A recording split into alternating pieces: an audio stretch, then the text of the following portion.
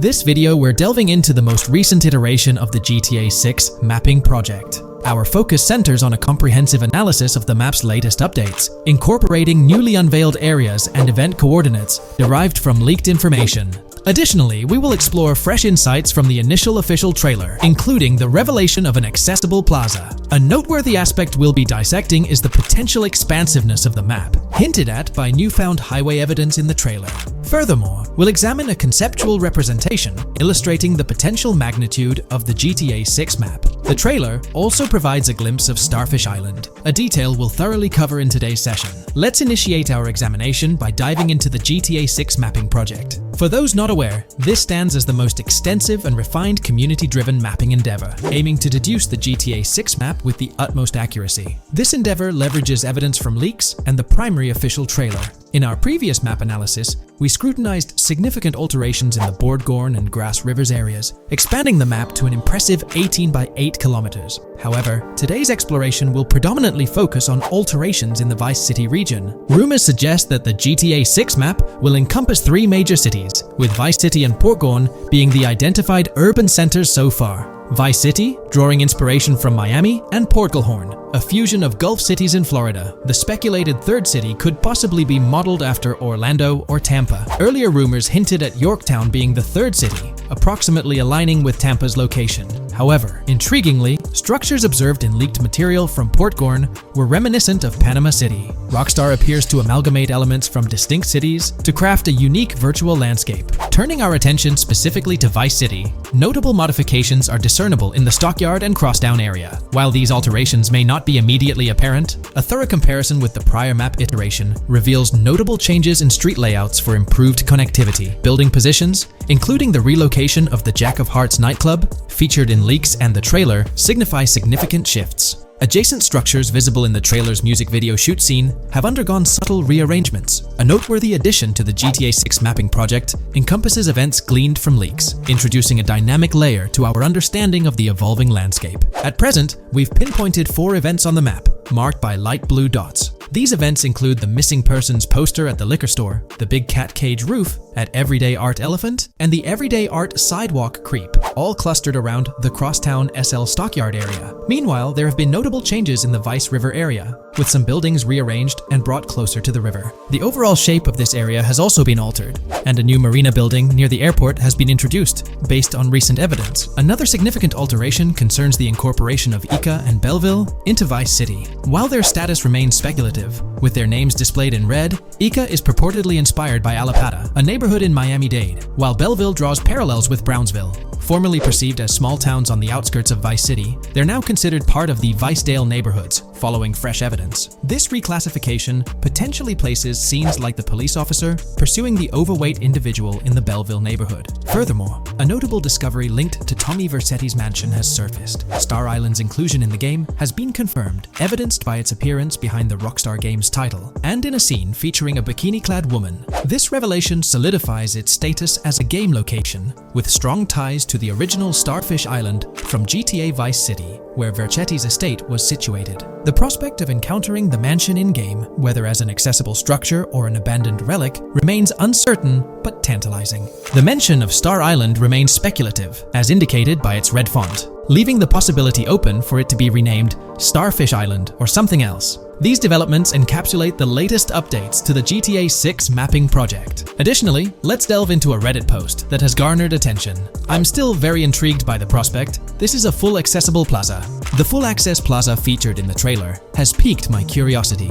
This snapshot is captured during a scene where Jason and Lucia evade the police momentarily. Positioned on the right side of the frame is a sign, presumably denoting a mall within the game. Notably, several brand names, including Kowalski, Callis, Scala, and Alpha, are visible on this sign. Furthermore, a portion of the mall's name briefly appears, starting with Ever. Could it be Evergreen Plaza or another variation? The answer remains elusive, and we'll have to await further developments to unravel this mystery. I can pretty much bet on it that this shit will indeed be fully accessible. Most of the signs on that structure look to be clothing and accessory shops, which would easily mean it's accessible to us. I'm really hoping the mall makes a return in this one and will serve kind of as a player hub when online drops. Oh, that would be good. Maybe a spot where you can't attack. Could meet people to join up for races, heists, etc. That would be pretty neat. Now let's shift our focus to some additional findings that might provide evidence for the existence of the third major city in GTA 6. Furthermore, we'll explore why the actual map size of GTA 6 could potentially surpass the estimations derived from the mapping project. Possible map length. Since we don't know what's in the northern part of the map, and we're not sure if it ends where the current mapping project suggests, I thought the map could look something like this. I get that a map like this might be 4 times bigger than GTA 5, so it could be a lot, but we can't be sure about Rockstar's plans. I also think so, because on the east coast of the current map, we have Vice City's predicted beach areas going almost to the very top. Kind of feels like the map shouldn't just end there. And if Port Gellhorn is based on Fort Myers, then maybe Tampa and Orlando could be there too. But with the current borders, there's not enough space even for a small town. Also, shaped like this, the map would resemble actual Florida more. What do you think? Now, here's something to ponder. If the map indeed resembles this depiction, it would be quite astonishing. It's intriguing how the leaks have remained silent about the northern portion of the map. I'm curious to hear your thoughts in the comments. How far north do you speculate the map extends? Do you reckon it's just slightly beyond what's revealed in the mapping project? Or could there be a substantial unseen territory? Shifting gears, let's delve into a significant discovery.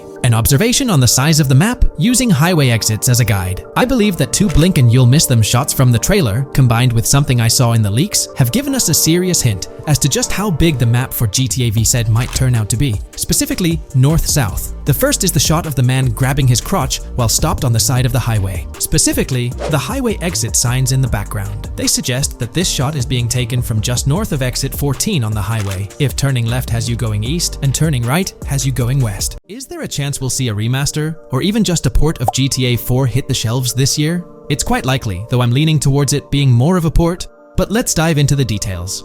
Back in July 2022, TezFuns2 made it known on Twitter that as per a reliable source with clear accuracy on Rockstar plans, remasters of GTA 4 and RDR1 were on the table a few years ago, but Rockstar chose not to proceed with the project in mind. The poor reception of the Trilogy Definitive Edition might be a reason behind that decision. After that post surfaced, the topic went quiet for quite a few months, over a year in fact. Then, out of the blue last year, Rockstar Games dropped the bombshell and revealed a fresh project in the Red Dead Redemption universe. Although there hasn't been an official announcement regarding the GTA 4 remaster, there are indications pointing towards the existence of such a project, with a potential release date as early as March 2024. Take-Two, the parent company of Rockstar Games, had previously hinted at having 2 re-releases in the pipeline, set to launch by that specific month. The original Red Dead Redemption was among the 2 games mentioned, leaving room for speculation that the other could potentially be GTA 4, while it's also plausible that this could be an entirely different project unrelated to the Grand Theft Auto franchise. It's worth considering. This isn't the first time there have been murmurs about a GTA 4 re-release or remaster. Returning to the Red Dead Redemption 1 port, unfortunately, it wasn't the news fans were hoping for. Instead of a full remake or remaster, the developer revealed a port with no new content. Typically, when people hear about a remaster or remake, they expect incredible graphic improvements, higher resolution, better quality textures, and advanced graphical effects like ray tracing. Contrary to these expectations, many argue that this game needs significant improvements, particularly concerning inconsistencies in the story. In 2018, Red Dead Redemption 2 was released as a prequel, introducing story elements that created inconsistencies with the first Red Dead Redemption, where major characters like Arthur Morgan were never mentioned. When Rockstar opted for a port instead of improving the game, which was already 13 years old, disappointment arose. The desire for a remaster or remake persisted, fueled by rumors since 2021. These speculations continued until the summer of 2023.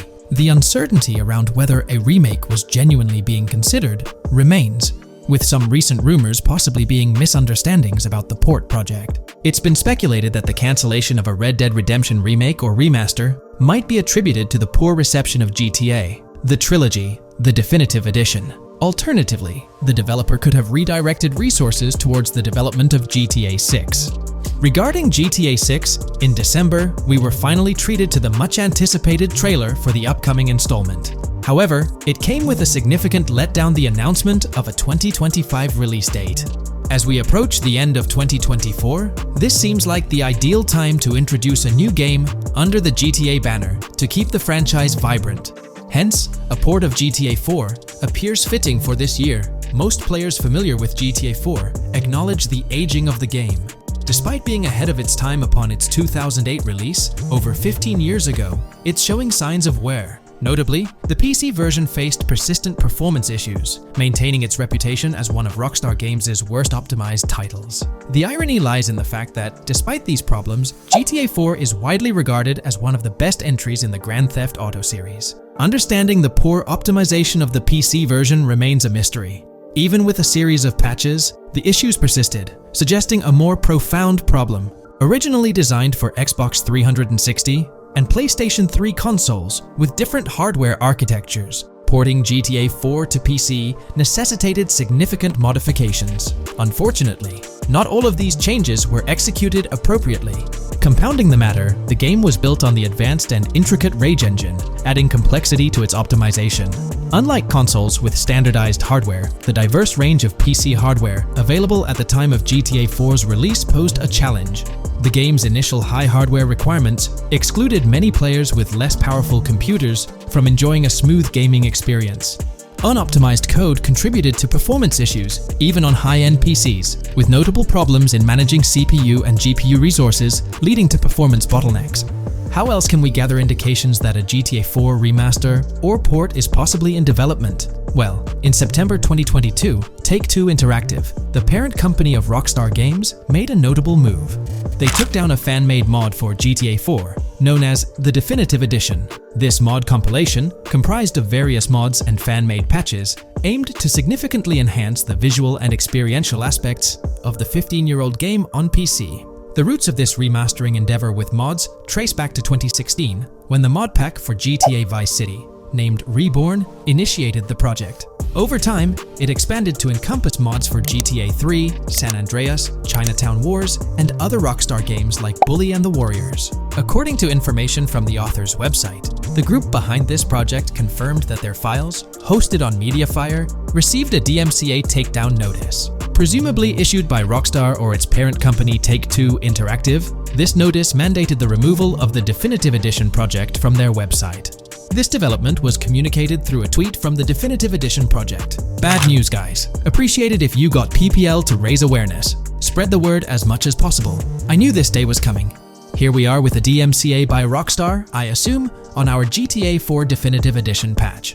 Well, I suppose we need to remove all GTA 4 related stuff from the website. Curiously, from what I understand, the takedown specifically focused on the GTA 4 mod. As of now, the original Trilogy mods on the site remain untouched, but the project doesn't express a high level of confidence in the longevity of these mods being available. No DMCA for the original Trilogy yet, just GTA 4. So for now I think the Trilogy is safe. Just enjoy it when you still can, they wrote. This isn't the initial instance of Take-Two Interactive taking action against mods. Their track record indicates a protective stance towards their intellectual properties. They've previously taken down mods before, a practice observed prior to the unveiling of their own Definitive Edition for the original GTA trilogy. Despite its problematic release, that project proved to be financially successful. Many in the gaming community express a desire for Rockstar Games to follow suit and release a remastered version of GTA 4. Similar to what the studio accomplished with the trilogy. Xbox One, Series X and S users currently enjoy the luxury of playing GTA 4 through backward compatibility. However, this isn't the case for PS4 and PS5 users. Should Rockstar opt not only for re-release support, but also for substantial changes to the game, there are certain aspects of GTA 4 that could benefit from improvement. First and foremost, graphics are an apparent focal point, a common aspect of remasters to enhance the visual experience. It's worth noting that beyond the expected graphical upgrades, GTA 4 might require more nuanced improvements. One aspect that garnered criticism was the peculiar yellow filter present in the original game, making everything appear dull. This yellow tint, a characteristic of the late 2000s and 2010s, was often disparaged when employed in video games. For an open-world game like GTA 4, many argue that this filter made little sense. Various graphics mods for the PC version, such as the Ice Enhancer 4, have demonstrated that Liberty City can maintain its gritty atmosphere without this filter. For a glimpse of what a GTA 4 remaster could potentially achieve, the Ice Enhancer 4 graphics mod offers an illustrative example.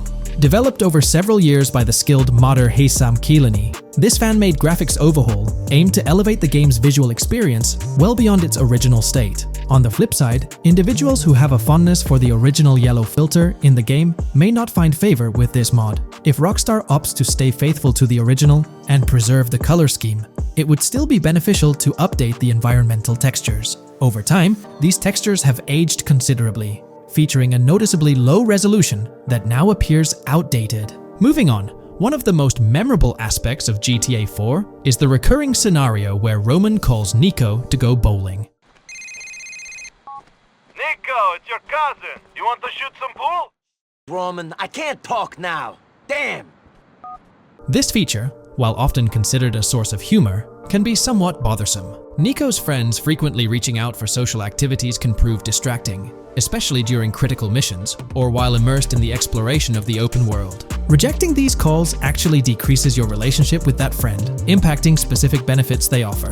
GTA 5 addressed this issue by making interactions with friends more user-friendly, introducing new activities to engage in. Incorporating similar friend activities in a remastered version of GTA 4 would be a positive and welcome addition. Another area of improvement is clothing and customization. The clothing options for Niko in GTA 4 are quite limited. Notably, the game lacks the iconic fingerless gloves seen in promotional art and trailers. A remaster could rectify this, especially considering the community's disappointment over their absence. Additionally, though hairstyles were planned, they were not included in the final game, as evidenced by the presence of barbershops in the game files. A remaster could enhance clothing options and introduce hairstyle changes, mirroring the customization available in GTA Online. Unlike GTA San Andreas or GTA 5, GTA 4 lacks car customization features. Players can only randomly change their vehicle's primary color at a pay and spray. While this might not have been a significant issue in earlier titles like GTA 3 or Vice City, it does feel like an oversight in a more modern title like GTA 4. A remaster could bring in more extensive vehicle customization options. Given the central role of vehicles in the Grand Theft Auto games, enhancing customization not only adds depth but also makes the gaming experience more immersive. In fact, acquiring new and rare cars is often considered the most appealing aspect of GTA Online, and a remaster could significantly enhance the appeal of GTA 4 through this single feature alone. While Rockstar Games has been dedicating their efforts to newer projects, it's intriguing to observe that GTA 4 hasn't been entirely neglected by them. Surprisingly, the game has received updates, albeit sporadically, even years after its initial release in 2008. A notable recent update, released in 2023, caught many fans off guard. This update primarily focused on security, aiming to safeguard the game's source code from potential leaks. It's interesting to reflect on the context surrounding this security update. Since Rockstar Games removed the multiplayer aspects of the GTA 4 Complete Edition on Steam and their launcher in March 2020, the need for such security measures raises questions. Without active official multiplayer components, this move appears to be a proactive response to a prior security breach. In that incident, a hacker infiltrated Rockstar's security system, leaking pre-alpha version footage of the highly anticipated GTA 6. While Rockstar's immediate focus is on bringing GTA 6 to fruition, the possibility of a GTA 4 remaster isn't entirely dismissed. There's a genuine belief that something related to GTA 4 is in the works this year. If not, the prospect remains open for the future, potentially after the release of GTA 6. The year 2028 marks the 20th anniversary of GTA 4, presenting a considerable time frame. Although it involves patience, the wait could be worthwhile if Rockstar decides to give GTA 4 the remaster treatment it deserves. It's crucial to acknowledge the dynamic nature of the gaming industry, with Rockstar consistently pushing boundaries with each release. By the time a potential GTA 4 remaster materializes, we might witness a game that not only enhances the original but also leverages the latest advancements in gaming technology.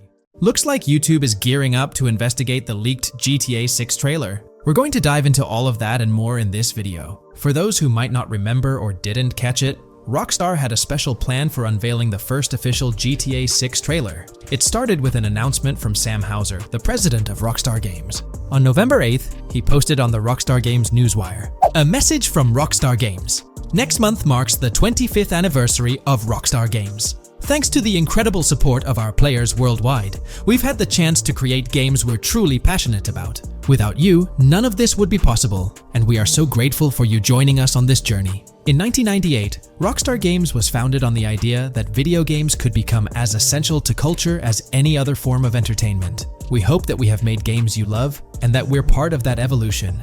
We're very excited to announce that in early December, we'll be releasing the first trailer for the next Grand Theft Auto. We look forward to many more years of sharing these experiences with you all. Thank you, Sam Hauser. We knew the GTA 6 trailer was set to drop in early December, but the exact date was a mystery until December 1st. That's when Rockstar Games posted on all their social media accounts announcing that Trailer 1 would be released on Tuesday, December 5th at 9 a.m. Eastern Time. They also mentioned that the trailer would be available on YouTube. It was set to be a premiere, which for those who don't know means the whole video is uploaded to YouTube with a countdown clock. This wasn't just Rockstar doing their thing, they had a partnership with YouTube. They even had a custom URL and a special countdown timer for the video. This was definitely a collaboration. However, a little over 12 hours before the trailer was supposed to go live on December 4th in the evening, it leaked. The trailer surfaced on X, formerly Twitter, from an anonymous account named Trailer Leaker. Their handle was GTA 6 Trailer Leak, and they posted the entire Grand Theft Auto 6 trailer in very low quality, with a Buy Bitcoin watermark and the caption BTC with a $sign. Rockstar Games quickly found out about it and got X to suspend the account. The account was actually threatening to release a high-quality version of the trailer without the watermark if it reached a certain number of views or hit specific milestones. When that happened, Rockstar Games had to go into damage control mode. They put out an announcement saying, "Our trailer has leaked, so please watch the real thing on YouTube." So, Rockstar ended up releasing the trailer early, basically canceling the premiere countdown that was supposed to happen on YouTube. It was a mess. Neither Rockstar Games nor YouTube wanted this to happen. This raised the question, how did this leak occur? Was it a Rockstar Games employee or someone at YouTube? The only people with access to the trailer would be those responsible for Rockstar's YouTube account, and it's unlikely they would leak it. However, YouTube also has access to the trailer. The people behind the scenes at YouTube, high up enough to have access, could see and download the trailer. Naturally, fingers started pointing at YouTube. Now it looks like YouTube has officially responded. According to Tom Henderson over at Insider Gaming, from what I can gather, YouTube has investigated employees breaching their contractual agreements on 2 different occasions in the past 18 months due to employees accessing content on the back end. Following today, which unfortunately had some leaks surrounding Sony's State of Play, we can presumably expect a 3rd investigation fairly soon. Clearly, one of the occasions mentioned in the past 18 months is the GTA 6 trailer leak. Honestly, this theory that someone from YouTube leaked it has been around since day one. With all the hype around GTA 6, it's not surprising someone couldn't keep it under wraps and leaked it, causing a huge stir. There have been so many leaks in the past few years, right before major events or trailer drops, making it more obvious that YouTube might be the source. This seems to be what happened with GTA 6, because the people with access are supposed to sign contracts or NDAs, preventing them from sharing this kind of information. So, what will Rockstar Games do next for GTA 6? Almost everything about this game has been leaked, from initial details like Project Americas, which turned out to be true after Rockstar's own investigation, to the fact that it's set in Vice City with a female and male protagonist duo. There were the major leaks in September 2022, the leaks right before the trailer was supposed to drop,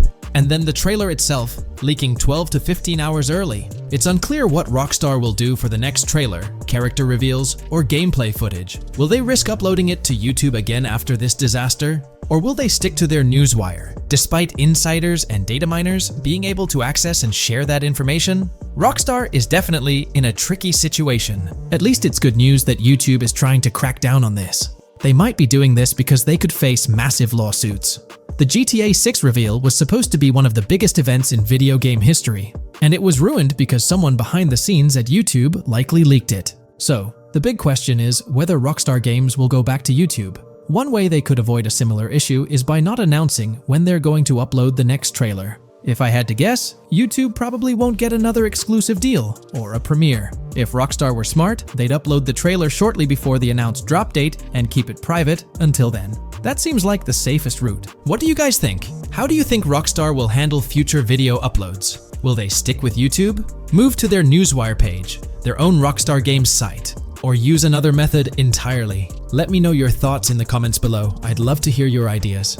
Today's video will delve into the upcoming changes to the AI systems in Grand Theft Auto 6 by Rockstar. We'll explore a patent that introduces a groundbreaking system unprecedented in gaming, promising a revolutionary shift in how AI operates within games. Additionally, we'll delve into other intricacies concerning AI and non-playable characters in GTA 6, including insights from a job listing at Rockstar's new LA studio, shedding light on NPC dialogue. We'll also examine NPC behaviors in response to their environment and their integration with social media, enhancing immersion and complexity in player interactions.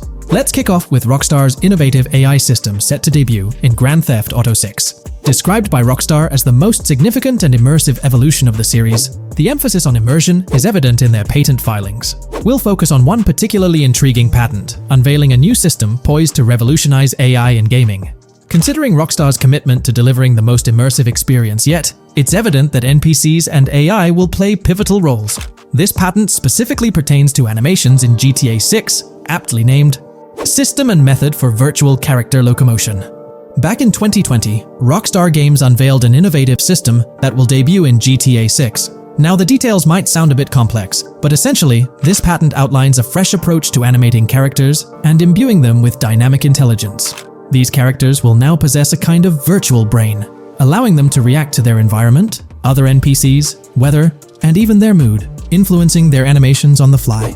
Before this advancement, each character's animation had to be painstakingly recorded in a studio equipped with motion capture technology. This process involved attaching markers to actors' suits and compiling animations into what's called an animation tree. This method was resource-intensive, limiting the variety of animations Rockstar could include in their games. For instance, in GTA 5 and Red Dead Redemption 2, each NPC had its own animation tree, containing all their actions. Animation trees essentially stack animations, blending them together seamlessly and transitioning between them based on player input and in-game conditions. Additionally, motion matching, a feature seen in GTA 5 and RDR2, automatically selects animations based on player actions and the surrounding environment. This results in fluid and lifelike character movements, such as running while shooting, creating a more immersive experience for players. With GTA 6, Rockstar introduces an innovative system designed to optimize resources and streamline animation data. This approach allows for more content within the game while offering a broader array of animations. It shares similarities with motion matching but diverges in its utilization of a new framework. Rather than relying on conventional animation trees, character animations will be predominantly data-driven, adapting dynamically to environmental cues. These animations will be categorized into distinct motion types, representing unique character styles. Each character will possess a designated motion type, enhancing the depth and realism of their movements. As an illustration, let's consider various states such as tired, injured, and normal, each corresponding to a set of animations. Additionally, every character will possess their own blackboard, a virtual representation of their current state and surroundings. This blackboard stores crucial data including the character's condition, location, weather, temperature, and more. Utilizing this information, the game's code dynamically selects appropriate animations or styles for the character, enhancing their responsiveness to the virtual world. For instance, in the Ocean Drive scene from the trailer, we observe a character seated on the sidewalk. As a group of NPCs pass by, he attentively observes them, reacting accordingly to their presence. With this system, the gameplay experience is poised to become even more immersive. It will prioritize environmental data, including the presence of other NPCs and vehicles, alongside factors influencing the character's mood. Consequently, NPCs will exhibit previously unseen levels of reactivity, shifting focus to a noteworthy job listing from Rockstar's recruitment opportunities. Last year, Rockstar opened a new studio in Los Angeles. From what we know, it's purely a new motion capture studio, so they have another one besides the one in New York, mainly to record NPC dialogue probably. This discovery confirms that. I checked Rockstar's careers page just now, and there's a job offer at Rockstar LA for Associate Writer Pedestrian and Ambient Dialogue. This could indicate that they are still writing and recording GTA 6 NPC dialogue right now. This suggests that the development team is currently engaged in scripting and recording NPC dialogue for GTA 6. You can find the specific responsibilities outlined in the job description provided. It says, write funny, character-driven, and unique dialogue for our ambient population. Work with key stakeholders to understand and support the technical requirements for player-led, dialogue-based interactions with our ambient population. Provide exciting dialogue that works within the strict constraints of a complex game system. Undertake self-motivated research and leverage that research to enrich your writing. understand and match the tone of our games. This underscores the commitment of Rockstar to ensuring that GTA 6 remains true to its franchise roots. Aligning NPC dialogue with the established GTA universe bodes well for the game's authenticity. Shifting gears to another aspect related to NPCs, let's delve into how they'll integrate with social media. Not only will NPCs exhibit more lifelike behaviors and interactions with their surroundings, but they'll also engage with social media platforms, a novel addition to Grand Theft Auto 6. Here's a rundown of the phones observed. NPCs will be equipped with various phone models, as evident from both images and the trailer. Notably, NPCs will actively engage with their phones, which boast fully functional cameras and displays, an improvement over GTA V. For instance, in a scene from the trailer set on Ocean Drive, an NPC can be observed capturing photos or videos with their phone.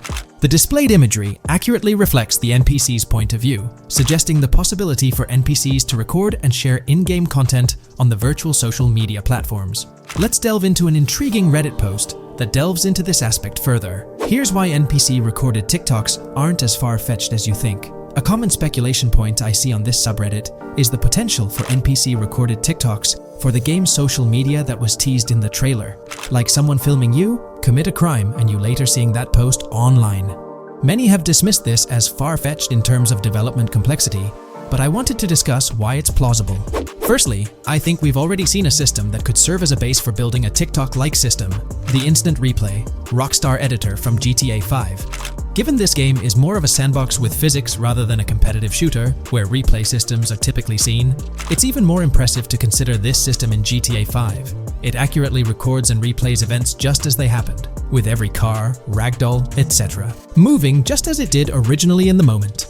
The tech behind this isn't actually recording like a camera and replaying, it's really just recreating it, which again makes it impressive how much time Rockstar put into it, making it accurate. To me, this feels like what could be used as a base for a system where NPCs record their own videos from their perspective. This next thing is something I could have sworn I remember hearing long ago, but can't seem to find, and was hoping someone on here remembers too. Back before GTA 5's launch, there were details revealed through various interviews, magazines, etc., and I remember hearing or reading something about being able to watch your own crimes on Weasel News on the TV.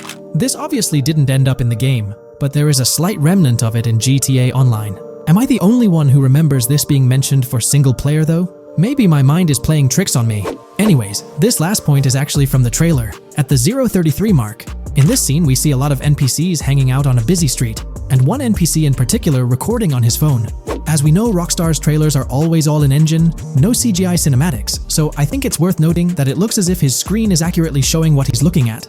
My screenshot is zoomed in, but if you got Hatmark on the trailer, you can see it matches up to what he's looking up at. Could this be a hint towards said system, or just a nice detail? Rockstar has a reputation for delivering what they showcase in their trailers, often exceeding expectations. Their dedication to enhancing NPC interactions in GTA 6 underscores their commitment to creating a vibrant and authentic game world. I'm curious to hear your thoughts on these developments. Feel free to share your opinions in the comments below.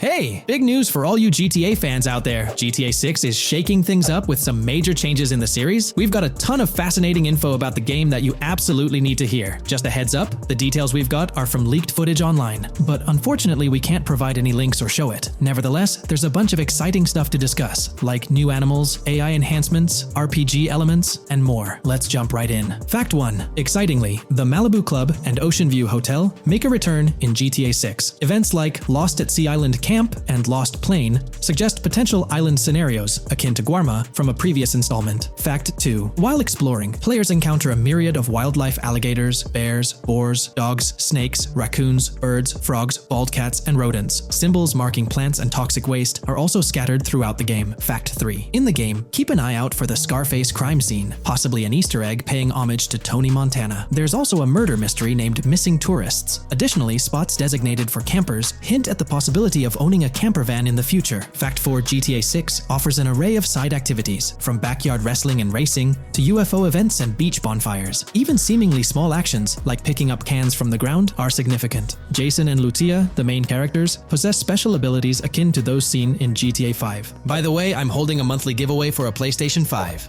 You just need to subscribe and you're entered. Now, back to the video. Fact 5. Jason and Lucia's safe house serves as a motel, a central hub for their activities. The game's world features various street gangs, each with its distinct vibe. Characters exhibit different personalities, including romantic, chaotic, cool, pragmatic chaotic, and pragmatic cool. Fact 6. Gameplay enhancements in GTA 6 introduce the option to use zip ties on NPCs for stealth mechanics, alongside the ability to carry bodies, enriching the depth of stealth elements. Fact 7. The gunplay in GTA 6 mirrors the mechanics seen in Red Dead Redemption 2 and Max Payne 3. It might be worth exploring those games before GTA 6's release if you haven't already. And activities? GTA 6 offers an abundance, from fishing and wild golf to basketball, football, and soccer. There are gyms for training, a yacht club, and even a racetrack. Fact 8. Prepare for a contemporary setting, post-GTA 5 events. The game meticulously recreates numerous Miami landmarks, such as a grand tennis court, a bustling football stadium, and a lively amphitheater. The map encompasses an airport and a functional tram system with an airport stop. And that's not all. The Florida Keys and a swampy region named Grass Rivers, reminiscent of the Everglades, are part of the game. Players can navigate swamp boats in this area. Fact 9. GTA 6 boasts a diverse arsenal, from melee options like golf clubs, pool cues, crowbars, and bats to a spectrum of firearms ranging from pistols to snipers and RPGs. The weapon selection is extensive. You can even personalize how your character handles weapons. Additionally, there's an assortment of throwable items like grenades, molotovs, and yes, even golf balls. Fact 10. Get ready for some seriously upgraded NPC interactions. Now, you'll have choices such as threatening, robbing, shooting, or restraining them. Some missions will even involve gesture-based actions, taking a cue from Red Dead Redemption 2. Car damage has been ramped up for realism, and the interior detailing is insanely intricate, complete with functional dashboards. Fact 11. Weapons are undergoing a transformation in GTA 6, drawing inspiration from Red Dead Redemption 2. Instead of a sprawling weapon wheel, you'll have specific slots for small firearms, melee weapons, rifles, and shotguns.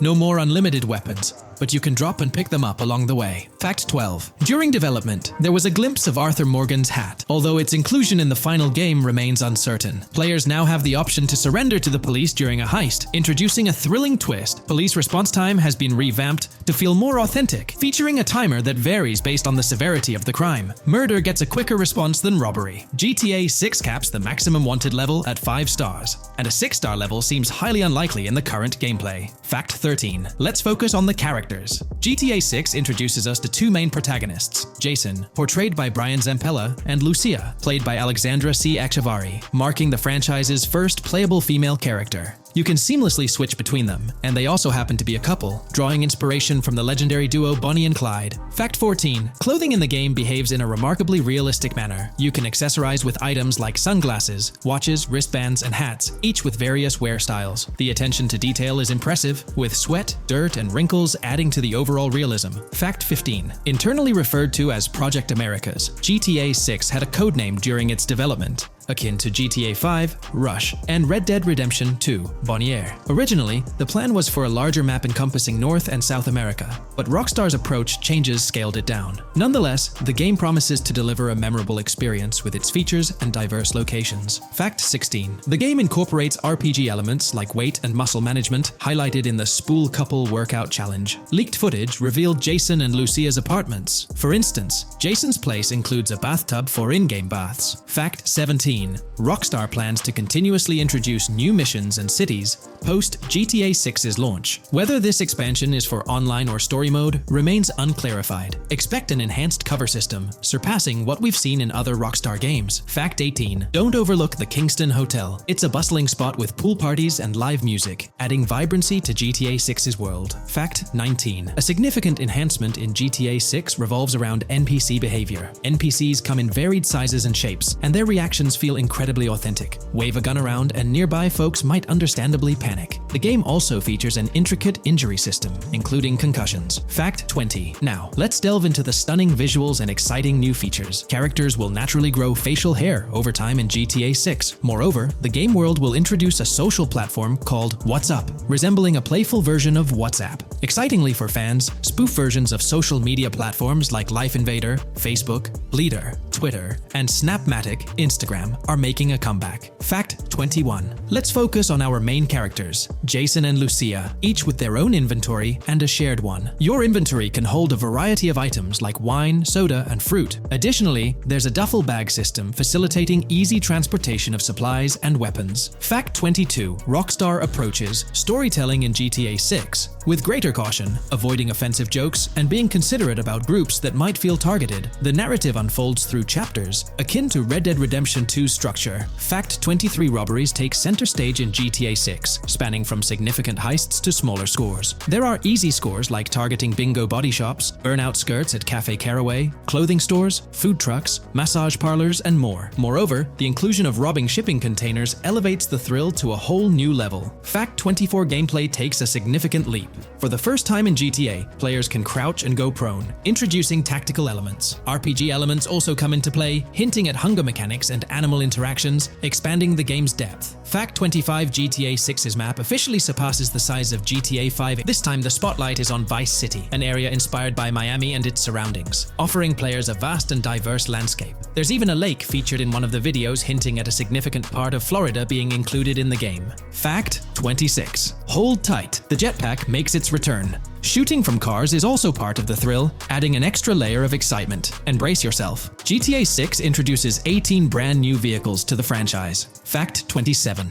In GTA 6, players will encounter various events, including random muggings and NPC-hosted yard sales. There are hints at riding events, which could potentially mean horse riding, possibly involving the Red Dead Redemption 2 team. Fact 28. Police AI has undergone significant improvements compared to the previous game. Instead of blindly rushing in, they exhibit more realistic and intelligent behavior. If you commit a crime and escape in a vehicle, cops will note down the specific vehicle and license plate, making evasion more challenging. Fact 29. Let's delve into the notable emphasis on indoor locations in GTA 6. There's a plethora of diverse interiors to explore. Motels, hotels, restaurants, pawn shops, supermarkets, fast food joints, gun stores, shooting ranges, and the Vice City metro station. Moreover, they've added functional elevators to enhance the immersive experience. Interestingly, there's a risk of players getting banned from stores, adding an intriguing dimension to the gameplay. Fact 30. New arsenal alert. The spear gun makes its debut, allowing players to shoot underwater spears at their targets. Moreover, there's an array of gear at your disposal, such as binoculars,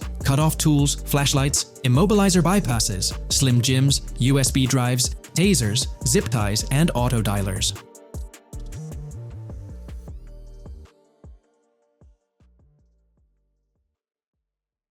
In today's GTA 6 video, we're discussing how much money Rockstar Games has made from the first trailer released back in December. We'll also cover Rockstar's plans for the next trailer and their potential strategies for cross-promoting GTA 6. There's a lot to talk about, so let's get into Rockstar's promotion tactics for GTA 6 and when we might see a second trailer.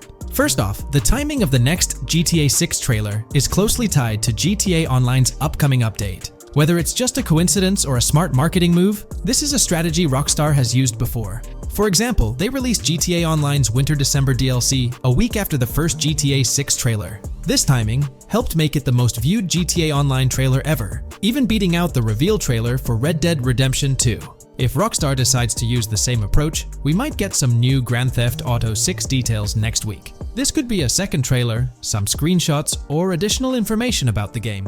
The timing would line up perfectly with the next big GTA Online update, set to drop on Tuesday, June 25th. This is confirmed because the GTA Plus event period ends the day before. By releasing new GTA 6 content a week before the update, Rockstar could generate more interest in the upcoming DLC. If for some reason we don't get a new trailer or details from Rockstar, I think they might drop more hints in this summer's GTA Online update, just like they did last summer. You might remember a specific t-shirt from that update, which actually hinted at the exact trailer date and time. It had symbols from the Zancudo basement with a cryptic message that translated to, "One day we'll reveal all." It does make you wonder if Rockstar will include some teases or cross-promotion in this update. Now that GTA 6 is officially announced, they might do something similar to a few years ago with GTA Online and Red Dead Redemption 2, where treasure hunts let you unlock weapons in GTA Online and receive them in Red Dead Redemption 2 when it launched. Speaking of GTA 6 trailers, here's an interesting fact. Rockstar Games has made a ton of money from the trailer on YouTube. We've talked about this in the last couple of videos, how it leaked because someone accessed a YouTube admin panel, but you can actually use public data and analytics to see how much money Rockstar has made from that trailer.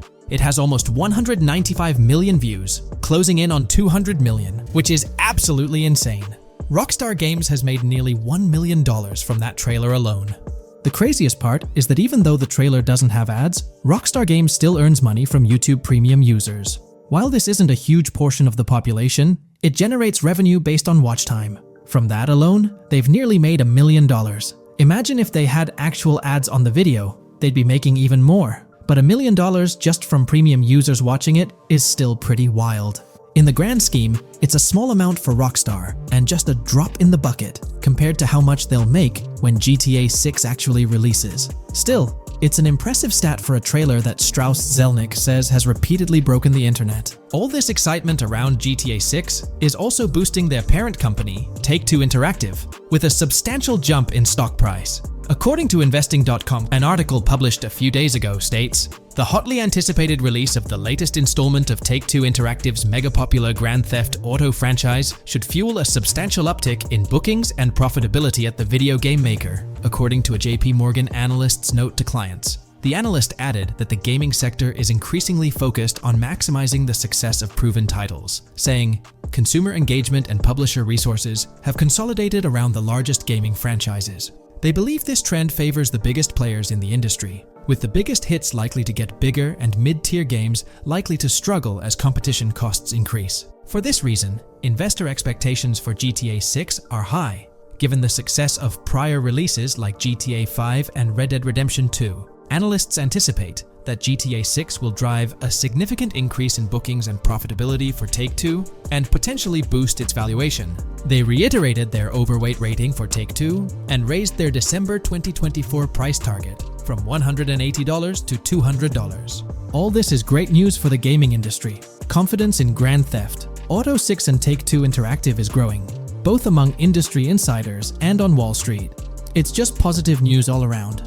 On another note, I initially thought GTA 6 would dominate the scene in 2025, causing other developers and publishers to steer clear, but that's not the case. Recently, at the Xbox Games Showcase, several amazing titles were announced, some set for 2024 like Call of Duty Black Ops 6 and Assassin's Creed Shadows. Interestingly, many other titles are now slated for 2025, meaning they'll be directly competing with GTA 6. Let's go over some of those anticipated titles. We've got some major hits like Doom, The Dark Ages, Death Stranding 2, Monster Hunter Wilds, Little Nightmares 3, Fable, Judas, the new Switch 2, and its launch games, Expedition 33, Ghost of Tsushima 2, Civilization 7, Atom Falls, Spider-Man, Venom, and many more. And we haven't even seen Nintendo's lineup yet, which we'll find out at Nintendo Direct. There could also be surprise contenders like another Naughty Dog game. 2025 is shaping up to be an incredible year for gaming, possibly the best ever. And of course, GTA 6 will be a major highlight if Rockstar sticks to the fall 2025 release date. I'm confident they will, especially after that internal delay. This way, they avoid a public delay, which would have happened if they initially aimed for early 2025 and then had to push it back. One thing I'd love to hear from Rockstar next is when we can pre-order the game and get a more specific release date. I'm really looking forward to when the marketing period kicks off. I'd love to hear your thoughts on everything we discussed today. Do you think we'll get new GTA 6 trailers, info, or details from Rockstar soon? Let me know in the comments below. From 2022 and onward, a group of passionate GTA fans have been diving deep into GTA 6 gameplay leaks, and what they discovered was wild. Their mission? They're trying to map out the entire landscape of GTA 6 before Rockstar Games even releases the official game.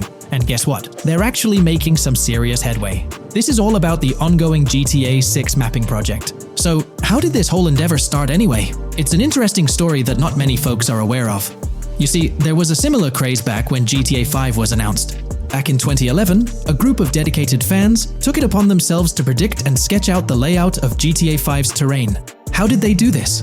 By meticulously analyzing every single trailer that Rockstar Games dropped in the year leading up to the game's eventual release in 2013. The surprising part? When the game finally hit the shelves, a substantial chunk of what these fans had mapped out turned out to be surprisingly accurate. Sure, there were a few locations that were a bit inaccurate, like the military base being off and the dam placed in the wrong spot. Also, there were some variations in the overall shape of San Andreas, but considering they solely relied on Rockstar's official footage and had put in 2 years of work, their accuracy was pretty commendable. Now imagine this, if they could pull off that level of detail with just the trailers, think about what these enthusiasts could achieve with the leaked, under-the-radar stuff that slipped out prematurely.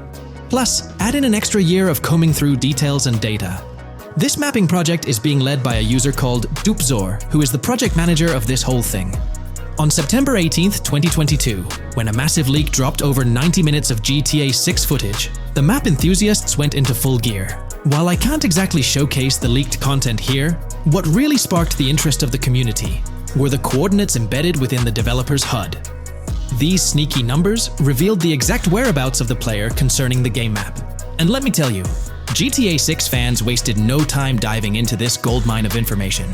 With these coordinates in hand, the community went Sherlock Holmes mode, meticulously mapping out the game's terrain and identifying key locations.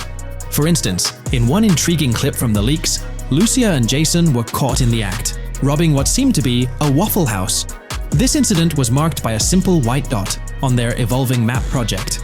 But it wasn't just a random dot, it was a significant clue. By cross-referencing the coordinates provided in this clip with other glimpses from the leaked footage, they managed to calculate the spatial relationships between different spots showcased in the leaks. This detective work allowed them to gauge distances and plot out the relative positioning of these places within the game world. However, it didn't stop there.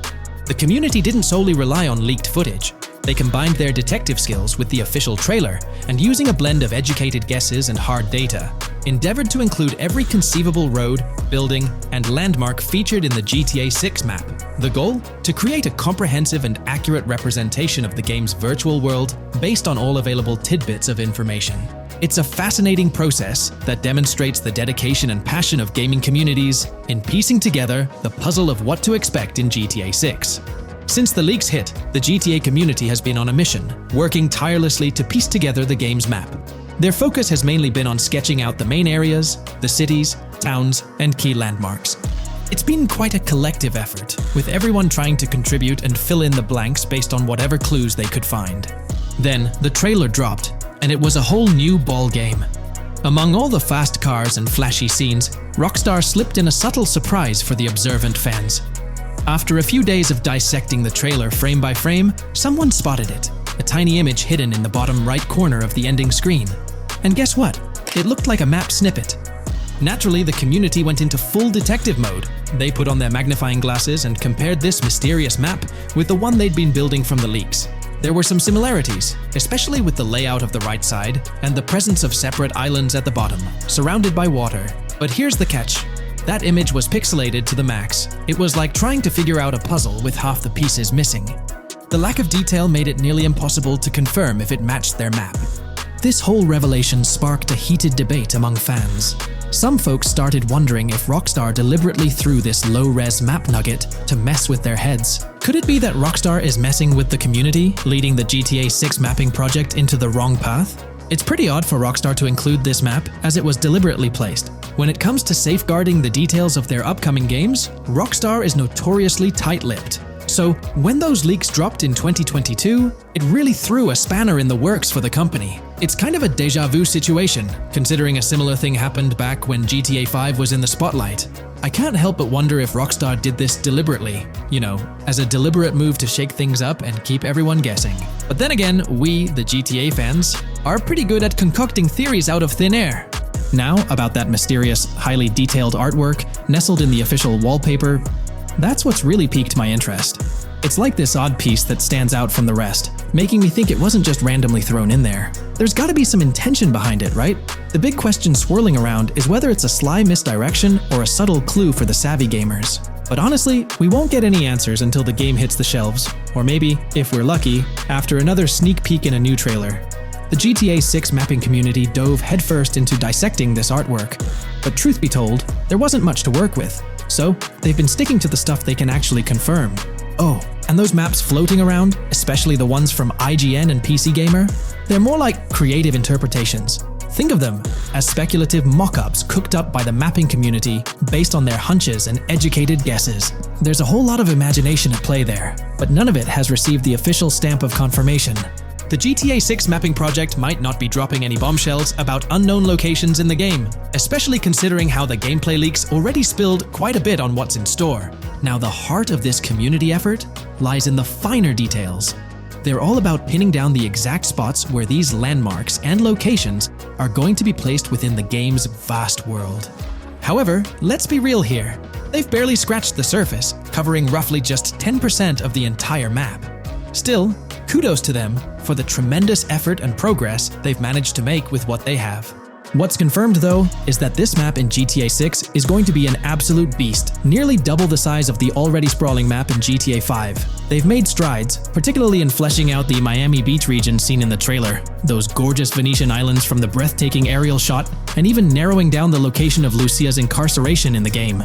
Looking ahead, this ongoing commitment over the coming years will gradually unveil more insights into what we can anticipate from the GTA 6 map. The anticipation is real, and it's fascinating to witness how this mapping endeavor will continue to shape our expectations for GTA 6. Looking at the timeline, it's pretty clear that both the completion of the project and the release of GTA 6 are still a considerable number of years down the road. But let me tell you, the dedication and hard work displayed by this community are nothing short of remarkable. Honestly, they deserve way more recognition for what they're doing. If you're keen on staying updated with the latest progress, or even lending a hand to this endeavor, I strongly recommend hopping onto the GTA 6 Mapping Community Discord. You'll find the link in the description below. These individuals have a monumental task ahead of them. But you know what?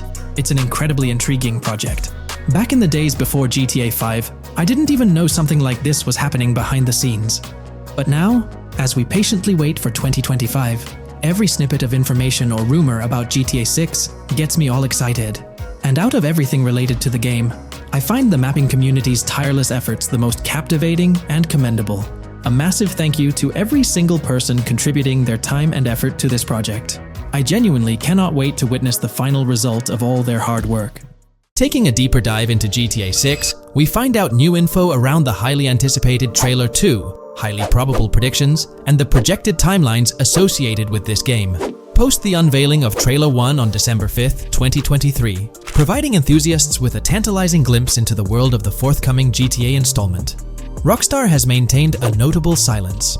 Despite the absence of official announcements, the internet has been abuzz with articles and claims, including a recent piece highlighting details allegedly leaked by a Twitter user. It's prudent to approach such assertions with a discerning eye, given the prevalence of misinformation in the digital space, especially with the emergence of numerous GTA 6-themed accounts. Interestingly, amidst the sea of speculations, it's essential to acknowledge the presence of individuals who accurately leaked details about the first trailer on Reddit before its official release. One mysterious figure stands out, predicting not only the featured song, but also pinpointing the release date, directing curious minds to their username as a form of verification. This individual, while refraining from sharing disruptive insights into the game's development, did provide a tantalizing glimpse into new features. Among the disclosed features are the intriguing prospect of dual-wielding weapons, confirmed instances of gore and dismemberment, and the promise of varied sunset colors. A unique addition to the GTA universe includes a Miami-themed 3v3 basketball element, with a connection drawn to a hypothetical collaboration between Rockstar and LeBron James. The figure behind these leaks, having created their account on November 19, 2023, mysteriously vanished shortly after sharing these details, leaving behind a trail of speculative wonder. As we navigate through these uncharted waters of gaming anticipation, the veil of mystery surrounding GTA 6 continues to captivate and enthrall gaming enthusiasts worldwide. Diving deeper into the intricacies surrounding the leaked gameplay footage, it's important to clarify that what we witnessed is not a true representation of the final product. The showcased gameplay is derived from an older build, and the developers have assured the gaming community that the game will undergo significant visual enhancements. This preliminary look is merely a glimpse, offering little resemblance to the expansive and refined map that will unfold when the game is officially released. In evaluating the validity of information, it's pertinent to underscore that Jamie King's perspectives on GTA 6 hold little value, and the credibility of the Reddit leak stands stronger. As is customary in the gaming landscape, a level of skepticism is warranted, particularly given the prevalence of misinformation circulating through various GTA 6 related accounts. Now, turning our focus to the anticipation surrounding the release of the second trailer for GTA 6, Historical trends provide valuable insights. Examining the timelines of previous releases, such as GTA 5 and Red Dead Redemption 2, reveals a consistent pattern. The second trailer typically arrives approximately a year after the debut of the first one. This established rhythm aligns with expectations for GTA 6. Considering the guidance from Rockstar and its parent company, Take-Two Interactive, which envisions the game's release in fiscal year 2025, ending on March 31st, the stage is set for an eagerly awaited gaming experience. The projected revenue of $8 billion underscores the ambitious plans to deliver groundbreaking titles, with GTA 6 at the forefront. The confirmation of the 2025 release through the first official trailer adds another layer of certainty to the equation. With the prospective release of GTA 6 in the first quarter of 2025, the logical assumption is that the second trailer will make its debut sometime in 2024. Speculations within the gaming community have surfaced, with one user dissecting the first trailer and estimating an August or October release for Trailer 2, followed by a potential final trailer in January. The sentiment resonates with the idea of maintaining momentum and sustaining excitement among fans. An intriguing twist enters the narrative with the potential release of the PS5 Pro in November, suggesting a strategic move to reduce the waiting time for additional information. As the community engages in this dynamic dance of anticipation, excitement mounts for the next trailer, where glimpses of actual gameplay are eagerly awaited. Venturing deeper into the realm of anticipation surrounding GTA 6, comparisons with Red Dead Redemption 2, which boasted 6 trailers, underscore the immense budget and expansive scope that the upcoming installment is set to showcase. Expectations are set for a dynamic marketing approach with 2 trailers, each dedicated to unraveling the story of a protagonist. This anticipation is further fueled by the likelihood of a dedicated gameplay trailer, shedding light on the mechanics and features, as well as a comprehensive trailer providing insights into the vastness of the game's map. Additionally, there's a tantalizing prospect of a trailer focusing on the diverse groups and gangs that inhabit distinct zones within the game. This comprehensive promotional strategy is indicative of a monumental project that promises to redefine the gaming landscape. Now, let's unravel the rationale behind the assertion that GTA 6 is poised for a late 2025 release. Examining the historical trajectory of game releases, particularly the 2-year gap between the initial trailer and the game hitting the shelves, aligns seamlessly with fiscal reports. This alignment serves as a solid foundation for confidence in predicting the game's availability by the end of 2025. Pondering the intriguing possibility that GTA 6's launch timeline might mirror that of its predecessor, GTA 5, sparks curiosity. Noting the first teaser trailer's debut on November 2nd, 2011, and comparing it with GTA 5's unveiling on December 5th, 2023, there's a parallelism that invites speculation. Expanding this analogy to include the release of the first 2 screenshots for GTA 5 on July 12, 2012, suggests a timeline for potential content drops for GTA 6. If we entertain the notion of a 1-year gap between the first and second trailers, mirroring historical patterns, and factor in Rockstar's potential aim for a fall release, an intricate timeline unfolds. Of course, acknowledging the industry's unpredictability, potential delays could sway this projection. Encouraging the community to share their insights, the script opens a channel for predictions regarding the release of GTA 6 Trailer 2. For those intrigued by a personal timeline, a meticulous projection is presented. The anticipation of Trailer 2 making its debut around April or May 2024, strategically ahead of the summer, is poised to keep the gaming community buzzing.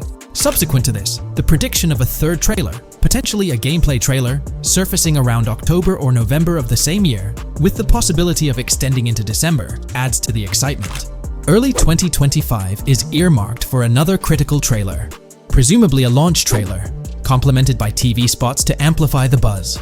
During the interim periods, additional content drops are anticipated, featuring new screenshots, short-form videos, and artworks, ensuring a sustained engagement with the gaming audience. Acknowledging the evolving landscape of marketing, the script posits that character trailers, a hallmark of GTA 5's promotional strategy, may not be a focal point this time. The shift from 3 protagonists in GTA 5 to 2 in the current installment lends credence to this assertion. The first trailer introduced Lucia, and the prediction is that the second trailer will shift the spotlight to Jason, offering glimpses into his character and potentially unveiling more facets of the game's map, including Sport Gilhorn. Furthermore, a dedicated story trailer is envisioned, delving deeper into the narrative, characters, and plot. If Rockstar aims to sustain the momentum generated by the first trailer and is eyeing an early 2025 release, the likelihood of witnessing the second trailer before the summer of the current year becomes plausible. This expansive and speculative exploration of GTA 6's potential trajectory invites the gaming community to share their perspectives, fostering an engaging discourse in the comments section.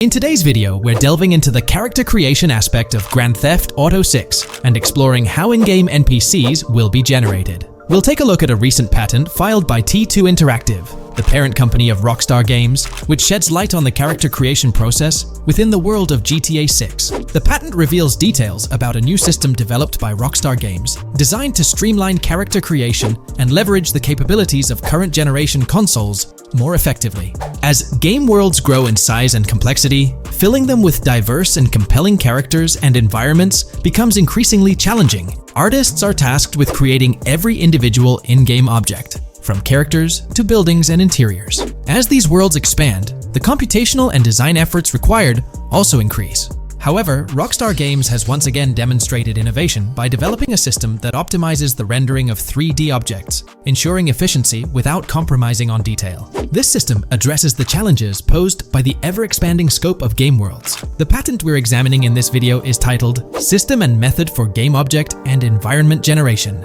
This video takes a deep dive into the generation of building interiors and characters within the expansive world being crafted by Rockstar Games. The patent starts off by providing an overview of how objects function within 3D spaces, as explained by Rockstar. Objects used in 3D graphics, often called assets, are a combination of geometry data, for example, the 3D model, and data for textures associated with the geometry data. An asset may be formed of one object, or it may be a composite object made from a combination of objects. The objects that form a composite object may in different contexts be used as independent assets unrelated to the composite object, or they may always be used as a subset of a larger object. They've provided an intro to how 3D objects function in games, aiming to help us grasp the workings of their latest invention.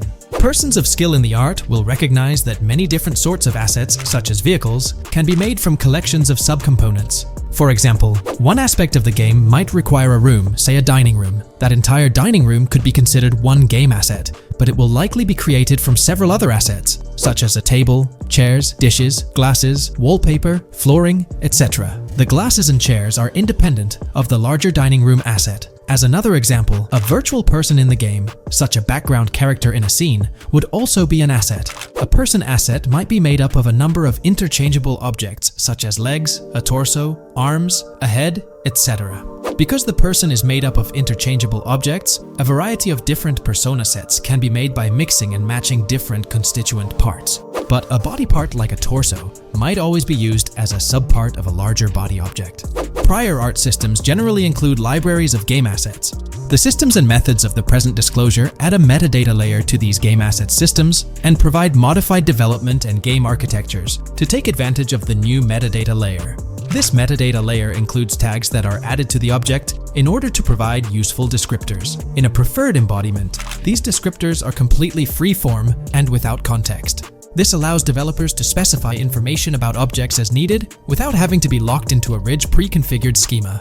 Rockstar's new system introduces an additional metadata layer and utilizes tags for enhanced functionality. In the next section, they provide examples illustrating how this tagging system will operate. For instance, characters and virtual beings within the game world will be assigned tags like skinny, chubby, average, attractive, ugly, young, old, and so on. They explain that this tagging system won't just apply to the 3D models or textures alone, but to the entire object package, which includes the model and its associated textures. Essentially, every aspect of a particular character will be tagged. For example, skin textures for elderly characters will be tagged as old, while arms and torsos for heavier characters will be tagged as chubby. They also list other tag examples provided by Rockstar, such as sporty, hipster, emo, preppy, nerdy, luxury, basic, new, worn out, business, and formal. Moreover, each component can have its own tag, and there can even be collections of assets with tags.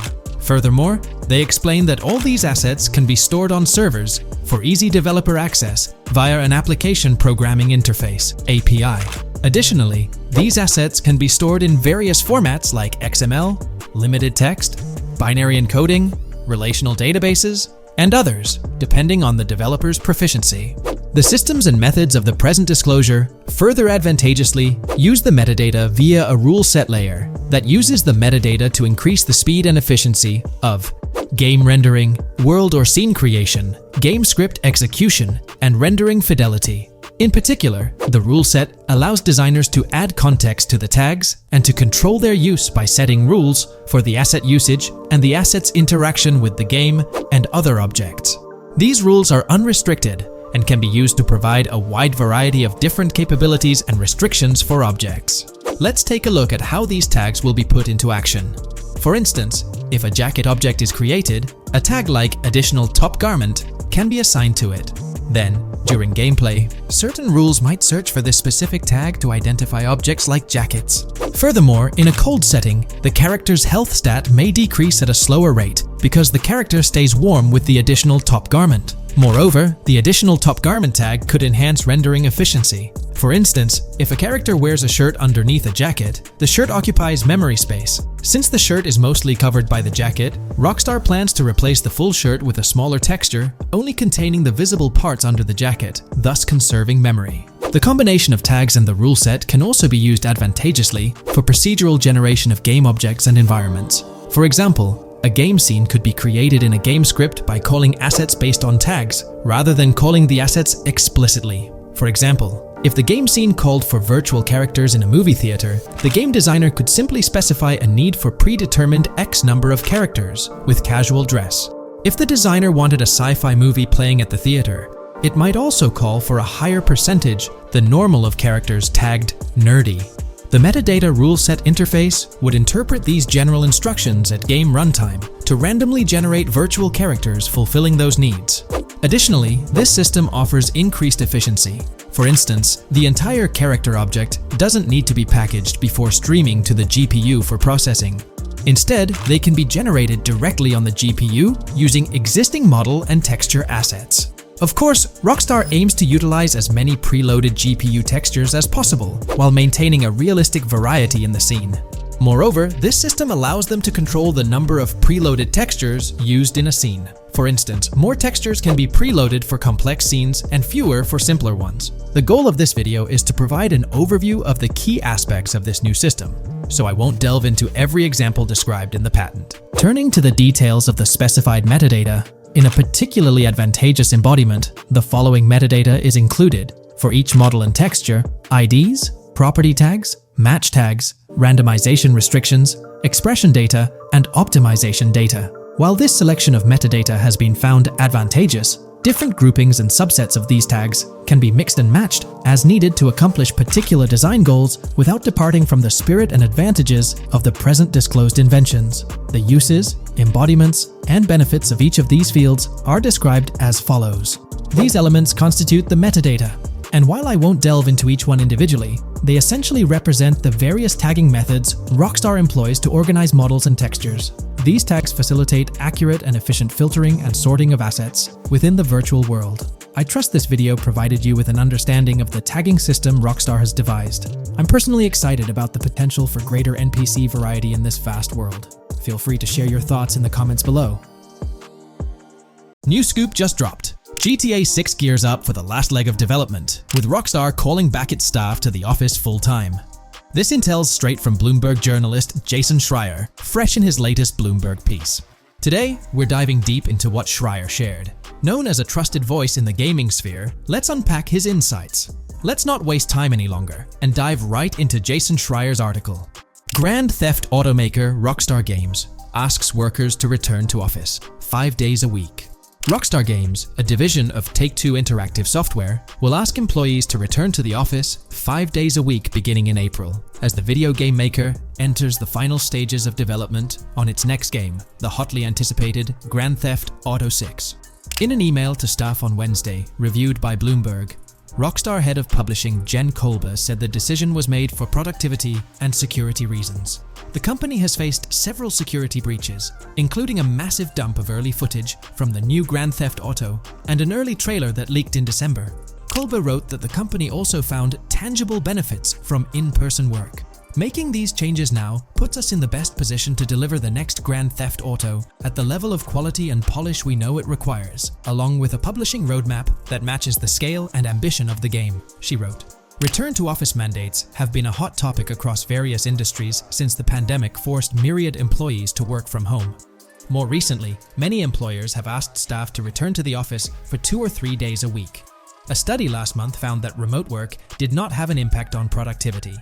The issue has been particularly controversial among video game workers, thanks to the volatility of the industry and its lack of a centralized workforce.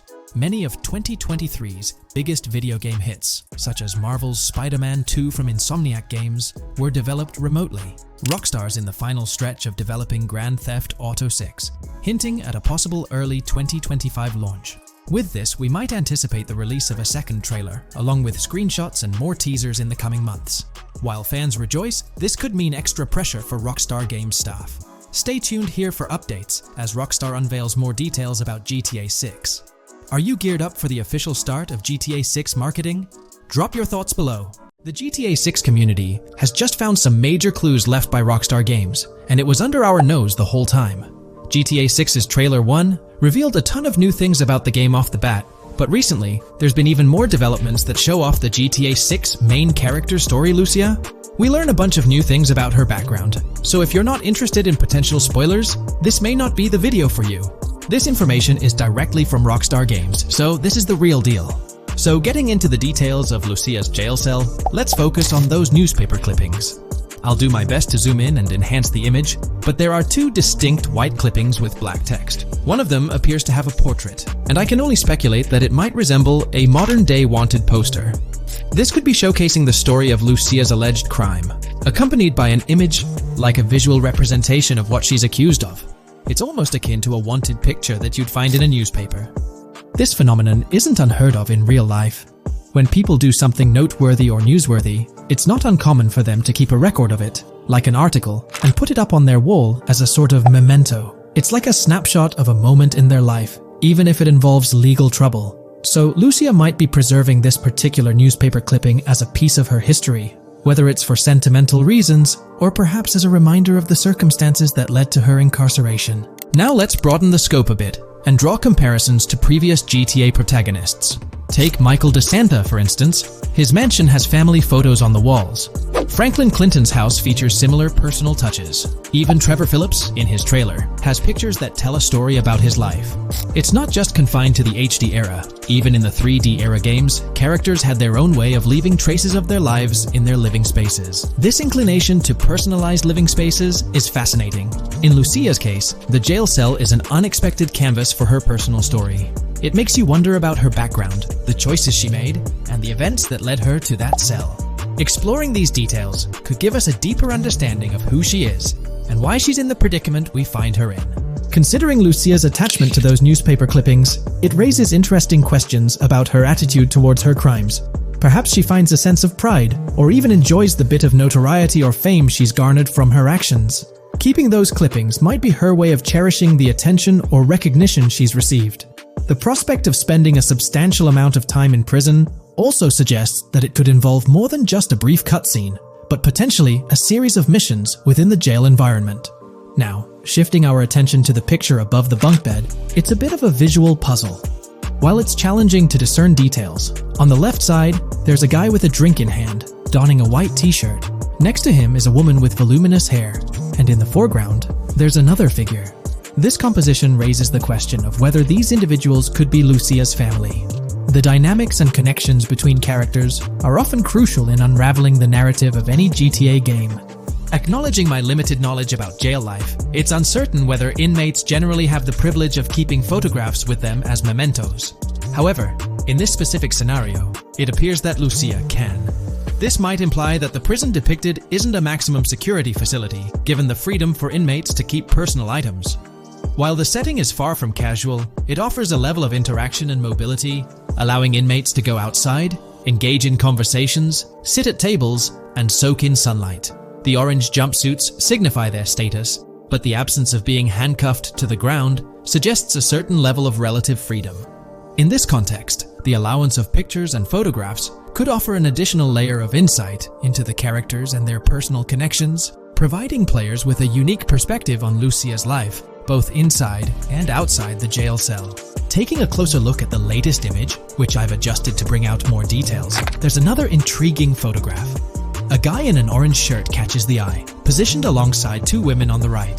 The one on the left appears to be sporting a hat and sunglasses, although discerning whether any of them is Lucia remains challenging. They could very well be family members, close friends, or simply individuals from her social circle. Amidst all the uncertainty, Lucia seems notably fixated on reflecting upon her actions and the community's response. Beyond this, it's evident that Lucia maintains a distinct connection with a specific group of people, as indicated by the presence of their pictures in her jail cell. It's not just about her individual experience. There's a shared history captured in those photographs, hinting at relationships that go beyond the confines of the jail cell. Directly below the image featuring the guy in the orange shirt and the other girls, there's yet another photograph. Although the details are obscured, the presence of someone standing in the picture is noticeable. Lucia is seemingly constructing a collage of photos, creating a visual narrative that serves as a repository of memories. These images might play a crucial role in not only grounding her within the context of her relationships, but also providing a semblance of continuity and connection to the outside world. It's worth mentioning that the footage I'm working with is the highest quality version sourced from YouTube, as Rockstar hasn't officially released it on their Newswire page. Despite being in 4K, the YouTube upload might introduce some compromises in image quality, so there could be nuances in the pictures that we might miss. Once Rockstar throws the official trailer our way, we're likely to get a treasure trove of additional details. But for now, let's roll up our sleeves and dissect the snapshots from Lucia's jail cell. Apart from Jason, there's another player in Lucia's story. Stephanie, the Leonid Department of Corrections representative. Picture a different scene though. Lucia's cell is a far cry from Stephanie's office. In this particular shot, Stephanie's unmistakably holding down the fort in a black dress, center stage on the right. Flip to the left frame, and there she is again, donning a red dress on the right side. Behind her, there's a framed message teasing with "if you miss," but the rest remains a mystery due to some pesky screen glare. Now let's make a full turn and voila, another Stephanie pic in the bottom right corner. This time, the backdrop suggests a domestic scene, perhaps with a partner. She's got on some bluish shades, slightly different from what we catch a glimpse of later. The background paints a more vivid picture, a collection of books, pamphlets, a conspicuous high-visibility vest, and yet another potential newspaper clipping. Whether it's a routine thing or an anomaly, the jury's still out. So, what's the inside scoop on Lucia's backstory gleaned from her jail cell environment? Well, the state of the jail suggests it's seen better days. Peeling bits off the windows hint at a place with some history. That initial shot with the barbed wire strongly implies it's not a newly minted spot. It's got the wear and tear of time etched into its surroundings. As we immerse ourselves in the intricacies of Lucia's life within the jail cell, the narrative unfolds as a captivating tapestry, each element contributing to the rich story. The subtleties, from the cryptic newspaper clippings shedding light on her alleged crimes to the carefully chosen photographs depicting relationships with family and friends, create a vivid and compelling portrait of Lucia's existence, both within and beyond the jail confines. The personal touches within her confined space evoke a rawness that harks back to the legacy of previous GTA protagonists. Lucia's jail cell, unexpectedly, becomes a canvas revealing a story that transcends the conventional GTA narrative. It prompts curiosity about her past, the decisions that led her to incarceration, and the intricate web of relationships that define her. The permission granted for personal items like photographs in the jail cell adds an intriguing layer to the storytelling, suggesting a nuanced sense of freedom within the constraints of imprisonment. Lucia's attachment to these items, whether they be newspaper clippings or family snapshots, beckons players to ponder her perspective on her own actions and the recognition she may have garnered. While we eagerly await the official trailer release from Rockstar, it is clear that Lucia's story is woven with complexities and mysteries that leave us yearning for more. The weathered appearance of the jail environment, with peeling bits off the windows and subtle signs of aging, hints at a setting steeped in history, amplifying the anticipation for the unfolding narrative. Thus, with these glimpses into Lucia's world, we find ourselves surrounded by a plethora of unanswered questions. When did she find herself behind bars, and what duration does her stay entail? Your insights are eagerly awaited in the comment section. If this exploration into Lucia's jail cell has piqued your interest, a thumbs up would be much appreciated. Comment down below what you believe caused Lucia to go to jail. And did you spot these hidden Easter eggs in the trailer on your first watch? I'm interested to hear back from you guys. Thank you for watching. If you would like to support our analysis content on GTA 6, make sure to subscribe and leave a like. There's been a lot of talk since GTA 6 was announced, with rumors flying all over. But hey, here's a rundown of confirmed stuff like vehicles, items, weapons, and features for the game. Now, the official release of the game is still a good few years away. Rockstar Games is really putting in the work to make this game top-notch. But thanks to a leak, we've got some inside info. We're talking cars, new physics, main characters like Lucia and Jason, map locations, a massive open world, tons of stuff to do in-game, and a bunch of weapons you'll get to use. We've also learned about better AI for non-player characters, some RPG elements, and cool new gameplay features. All this has got the gaming community buzzing about what GTA 6 will bring when it finally drops. Let's dive into the primary video clips making rounds on social platforms, showcasing mission gameplay, and offering insights into Rockstar Games' vision for GTA 6. Among the widely shared footage is a mission featuring Lucia, the game's playable character, and a Latina protagonist attempting to rob Hank's Waffles, a diner. During this early test phase, the non-player characters lack distinct facial features and bear a dummy-like appearance, humorously dubbed in-game as such. By the way, I'm holding a monthly giveaway for a PlayStation 5.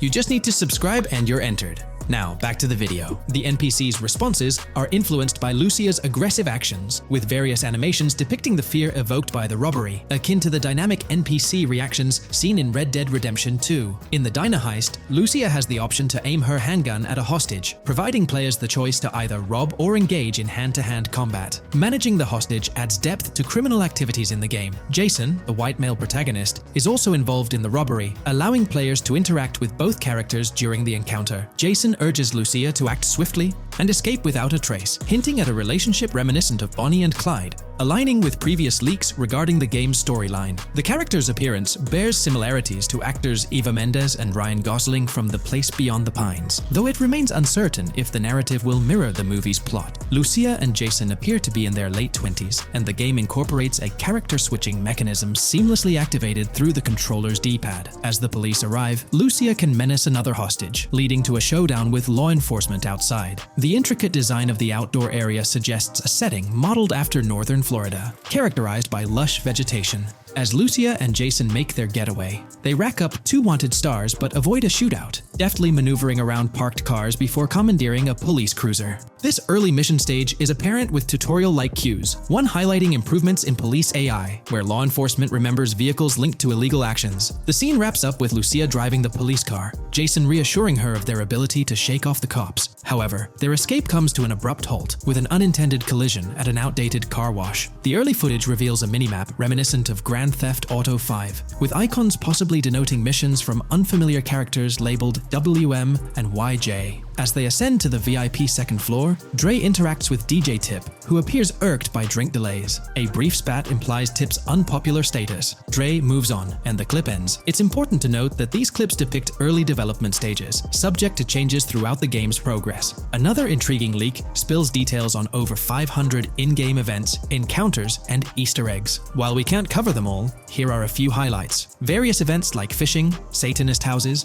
backyard wrestling rings, and big cat mansions offer diverse experiences within the game's universe. There's talk of missing tourists, yard sales offering new clothes, an event resembling insurance fraud from Saints Row, a mysterious voice in a storm drain, potentially a nod to Pennywise, a multi-location Bonnie and Clyde mystery, and a workout challenge hinting at the return of fitness activities. Additionally, within Grand Theft Auto 6, players can stumble upon an island camp, DUI tests, UFO sightings, an animal house, a swamp safari, and the prospect of crazy golf gameplay. Based on insights gathered from the GTA forums, GTA 6's open world is estimated to be at least 2.5 times larger than GTA 5, providing players with a vast and immersive environment to explore. The game draws inspiration from the successful approach seen in Red Dead Redemption 2, promising a meticulously crafted open world with captivating mysteries that elevate the gaming experience. GTA 6's development footage showcases recognizable real-life locations from Florida, such as the Homestead Miami Speedway, reimagined as the Port Gel-Horn Racetrack, along with places like Portofino Tower, Sombrero Key Light, Solar Amphitheater Bayfront Park, and Lone Depot Park. Moreover, the inclusion of the 1,000 Museum, a high-rise residential condominium in Miami, demonstrates Rockstar's dedication to detail. A metro map mirroring Miami's real version adds to the immersive nature of the game world. The presence of lush grasslands and vegetation hints at potential expansion into Georgia,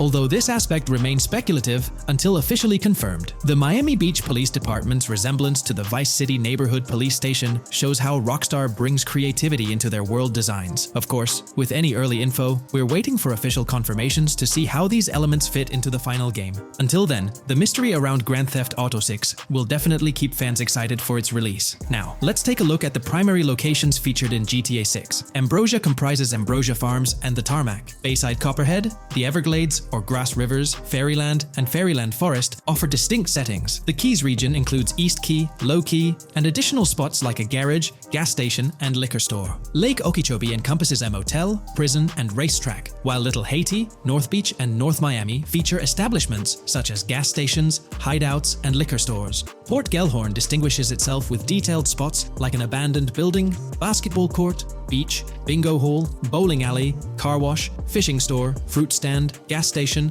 motel, pawn shop, police station, quick shop, raceway, soccer field, and more. Red Hill showcases a forest. South Beach offers a boardwalk, gym, hotel, Ocean Drive, and park, while South Miami Sundown includes a beach and tarmac. Vice Beach encompasses Vice City suburbs and Washington Beach. Miscellaneous locations such as an abandoned hotel, observatory, Fountain of Youth, homeless community, Malibu Club, Monument of Leonida, Redneck Yacht Club, Spaceship House, Underwater Research Facility, and Dinosaur World enrich the gaming world. Recent leaks from this week strongly suggest that Alexandra Christina Echevarri might be the voice behind Lucia in Grand Theft Auto 6. Her voice in a demo reel closely matches the leaked clips of Lucia's dialogues, hinting at her likely portrayal of the character. Throughout this breakdown, we've covered loads of info about Grand Theft Auto 6, diving into different aspects of the game. It was important to cover everything we know about the game so far, and while we're eagerly waiting for it, it might still be a couple of years before we get our hands on it. Let's kick off by highlighting some cool discoveries from the leaked clips, focusing on new features and gameplay details revealed. In one scene, Jason and his pals are chilling by an in-ground pool in a modest neighborhood, cracking jokes about a parody of social media called Life Invader. Their banter brings in playful references to Jay Norris's demise, showcasing that classic Grand Theft Auto humor fans love. Lucia and Jason are shown in animation tests doing different actions like jogging, stopping, and ducking to avoid gunfire. Rockstar's developers also tested vehicle crash physics on an overpass. The highway signs on Interstate 97 mention North Beaches and Lake Leonida, with the current exit leading to Washington Beach. In another interesting scene,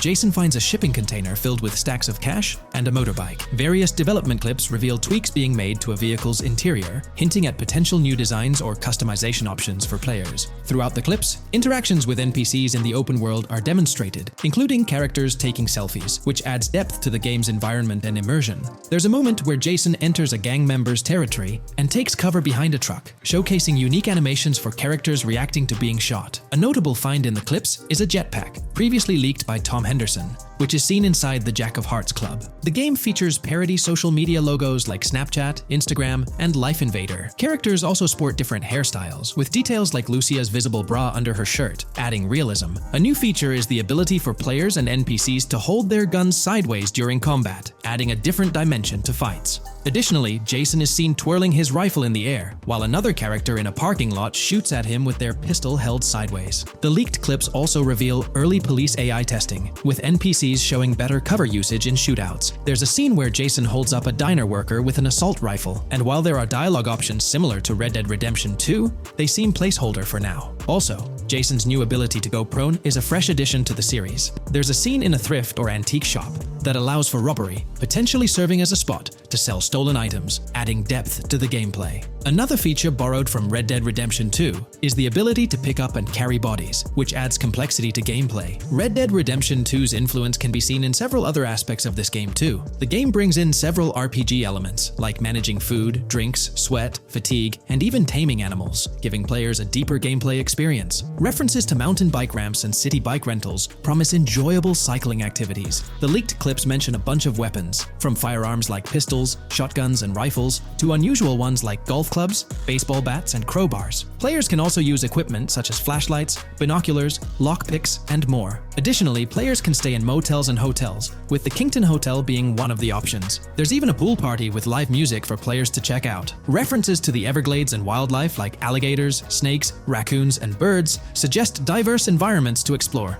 The weapon wheel system, similar to Red Dead Redemption 2, limits the number of weapons and items players can carry. Lucia can carry a loot bag, possibly used for robberies or stealing from different places. The inventory system allows players to carry health kits and other items for temporary boosts. And Jason can pick up and drop weapons from his inventory. The clips hint at animations like overdose, suggesting unique actions or events in the game. There are indications of horses and horse riding mechanics, possibly inspired by Red Dead Redemption 2.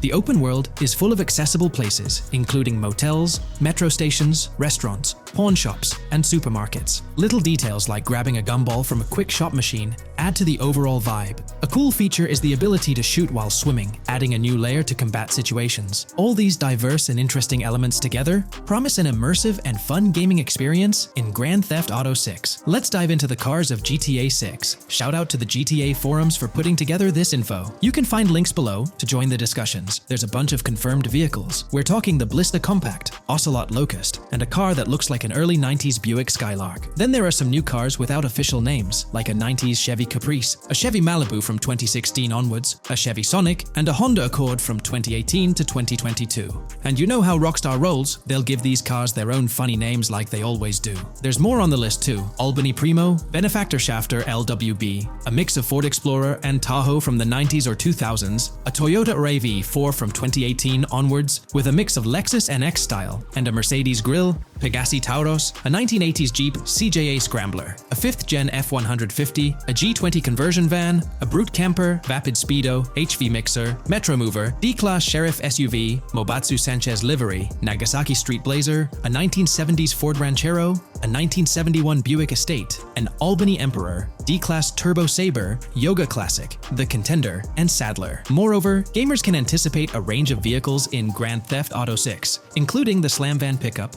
Bobcat XL, an updated Regina, Alpha, Gauntlet Classic, Moonbeam Helion, Boxville Go Postal, an unidentified Albany vehicle drawing inspiration from a 1959-60 Cadillac, a Rebel, an unknown Asian sedan, a Ferrazzi or Feroci, Baller, Novak, Buffalo STX, Alpha and Feudo, a Benson NF 890, Buffalo without a sports bumper, and the Stanier and Landstalker. This extensive lineup promises an immersive and varied driving experience for players within the game. What's got you hyped about this game? Share your thoughts in the comments below.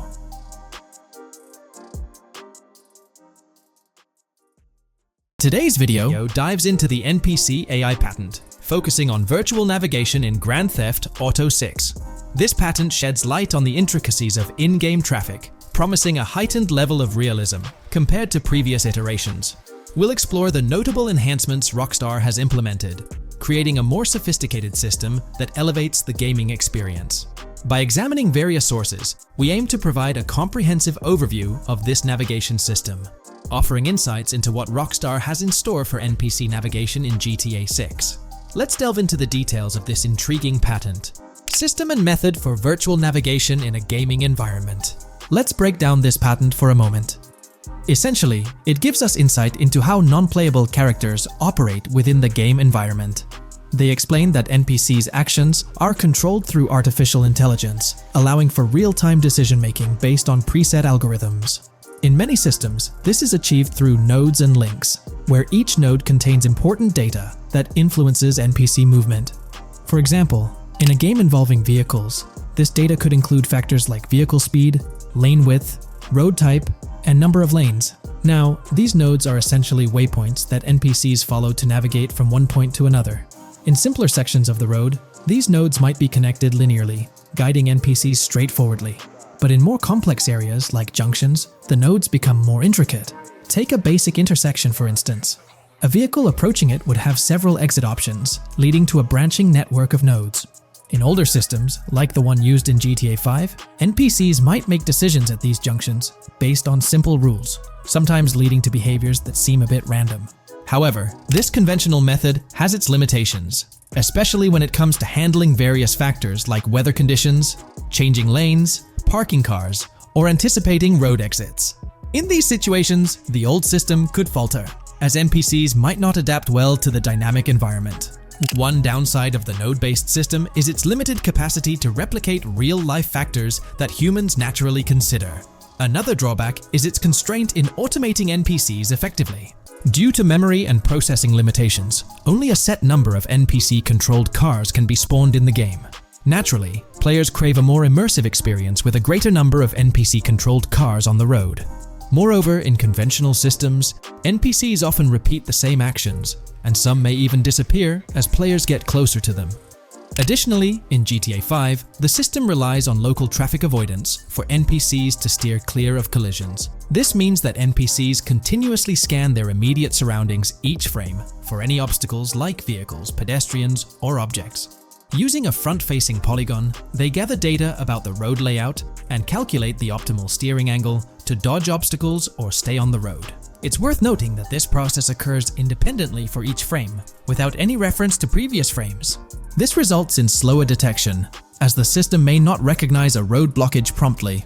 Instead, it interprets the obstruction as something to be avoided, without distinguishing it as a complete road blockage. Recognizing these limitations, Rockstar has engineered an NPC system that addresses these shortcomings of conventional systems. This advanced system efficiently manages NPC nodes and node graphs, yielding optimal outcomes while circumventing hardware and software constraints. NPCs in this system demonstrate heightened spatial awareness and adaptability, capable of altering routes based on real-time data from the environment. Moreover, this innovative system synergizes with the tagging mechanism discussed in earlier discussions. Through node analysis, the system identifies tags, such as indicating a road leads to a junction unsuitable for large vehicles. Consequently, large vehicles are deterred from entering. Furthermore, NPCs within this system consider various attributes of vehicle types, models, including speed restrictions, acceleration and braking capabilities, top speeds, cornering abilities, and vehicle size. NPCs will consider a plethora of data from their surroundings, leading to heightened situational awareness. Video games are populated by NPCs who are able to make real-time decisions based on their environment. Games use a specific system for NPCs to traverse the game world. However, this system is very limited, and thus the decisions NPCs can make are very limited as well. NPCs in vehicles only consider their close vicinity, but nothing else. Also, to avoid collisions, NPCs only consider the last generated frame and base their reaction on that. No prior frames are considered. Rockstar has invented a new system which aims to fix these issues and make NPCs more intelligent, and thus make the game world feel more realistic. NPCs can now consider factors like traffic, as well as account for changing lanes when parking cars, anticipating a road exit, weather conditions, and the like. There are more than a predetermined number of NPC-controlled cars in the game now for a realistic experience for the player. Vehicles can now plan accordingly in case there is any type of road blockage. This also applies to police cars being able to navigate their way through traffic during a chase. I'd like to highlight another breakdown of the patent, which dates back 3 years ago. Let's delve into it. Takeaway from yesterday's patent post. I've read over the patent post from yesterday, and I noticed a lot of people missed the most exciting information in it. I'll sum it up in non-technical language. It's essentially a method to improve vehicle AL when driving currently. When NPCs drive on the road, they can sense a few cars around them to determine crashes or other things to drive around. This is dumb AL, as it has very few factors to take into account, and requires a lot of computational resources. This is why vehicles despawn when far away to free up the CPU. Rockstar's patent describes a system that primarily will change this and give NPCs more situational awareness. They will essentially have an objective of navigating from one location to another. Simplified, but is essential in making routines similar to RDR2, and be able to take into account other external factors. Coolest of all, NPCs will still exist when your game isn't rendering them in this implementation. Specific examples mentioned by Rockstar state they will be able to use weather conditions, traffic, and crashes to determine where to go. Some areas might be dangerous in the rain, they might avoid it. If an area has too much traffic, they will avoid it. Possibly destructible environmental areas could be reacted to. Similar to bridges in Just Cause, this point is speculation, however. Cars will also be able to take into account number of lanes and speed in their decisions. NPCs will be also able to take into account high-speed chases and be able to navigate if they themselves are speeding. There will also be other reactions that are mentioned specifically, such as changing lanes before a highway exit appears, and as Rockstar puts it, driving slower on residential-type roads, or having to perform certain maneuvers to avoid oncoming traffic on single-lane streets. The large part they also mention is this implementation uses a lot less processing power. The NPC schedules can be relayed by a central server. They could possibly use the console itself as well, and it doesn't require the same constant surrounding analysis. As previous Al Rockstar mentions, this will allow them to have denser traffic with the same resources. A large aim also seems to be realism. Rockstar's patent mentions realistic reactions to various factors as being the main intent. For example, NPCs will each have different driving ability levels based on the driver and the car. Essentially, each driver will have its own profile and have unique driving characteristics as well as skill level. Some might speed, others might not. Each vehicle will also affect the driving of these drivers. We're eagerly anticipating the debut of this new system in action in GTA 6. Share your thoughts in the comments section below.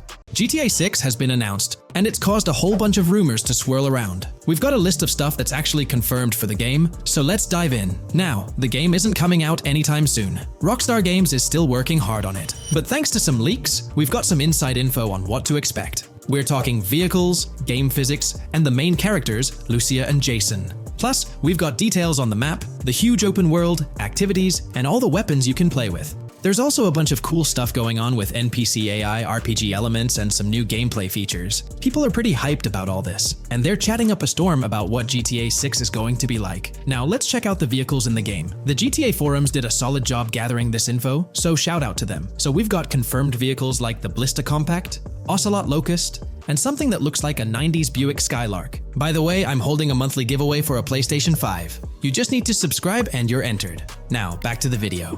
There are a bunch of other cars too, without official names, like a 90s Chevy Caprice, a 2016 present Chevy Malibu, a Chevy Sonic, and a 2018 to 2022 Honda Accord. Rockstar usually gives these cars funny names. Other rides include the Albany Primo, Benefactor Shafter LWB, something that's like a mix of Ford Explorer and Tahoe from the 90s or 2000s, a 2018 present Toyota RAV4, with Lexus NX vibes and a Mercedes grille, the Pegassi Tauros, a 1980s Jeep CJA Scrambler, a 5th Gen F150, a G20 conversion van, a Brute Camper, a Vapid Speedo, HY Mixer, Metro Mover, D-Class Sheriff SUV, Mobatsu Sanchez Livery, Nagasaki Street Blazer, a 1970s Ford Ranchero, a 1971 Buick Estate, an Albany Emperor, D-Class Turbo Sabre, Yoga Classic, the Contender, and Sadler. And don't forget the Slam Van Pickup, Bobcat XL, an updated Regina, Alpha, Gauntlet Classic, Moonbeam Helion, Boxville Go Postal, an unknown Albany car that's based on a 1959-60 Cadillac, a Rebel, some Asian sedan, Ferrari or Feroci, Baller, Novak, Buffalo STX, Alpha and Feudo, a Benson,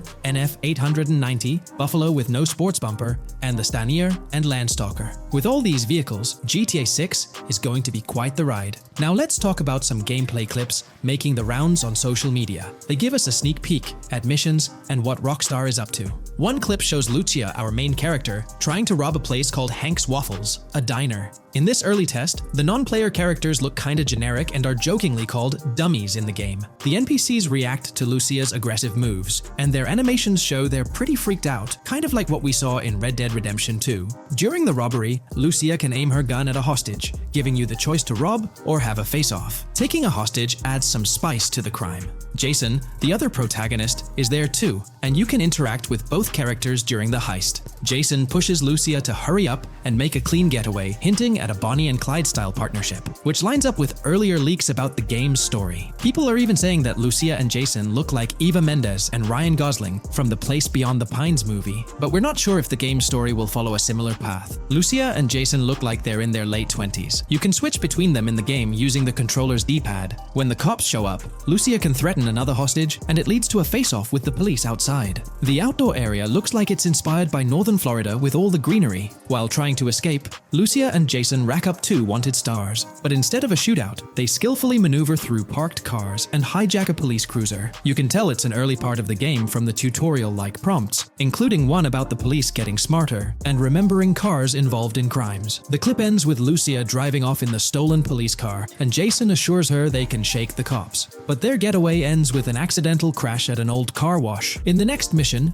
Jason and Lucia hit up a strip club called Jack of Hearts and run into Dre, who's chatting with another lady. Dre talks about his music dreams and hints at someone named Boopy. During this chat, we get messages from two new contacts, Billy and RB Shaw, through a WhatsApp parody. The early footage shows a minimap that looks like the one in GTA 5, with icons that probably stand for missions from characters labeled WM and YJ. As they head up to the VIP second floor, Dre has a run-in with DJ Tip, who's upset about waiting for drinks. Dre steps in, but it's clear that Tip isn't the most popular guy. Dre moves on, and that's where the clip ends. Just remember, this is early development footage, and things might change as the game gets closer to release. Another leak spills the beans on more than 500 world events, encounters, and Easter eggs you'll come across while playing. There's too much to cover, but I'll mention a few interesting ones. You'll find stuff like missing tourists, yard sales with new clothes, an event that's a bit like the insurance fraud thing in Saints Row, a voice in the storm drain that might remind you of Pennywise, a Bonnie and Clyde mystery that spans different places, and a workout challenge that suggests fitness activities are back. Players can also stumble upon an island camp, DUI tests, UFO sightings, an animal house,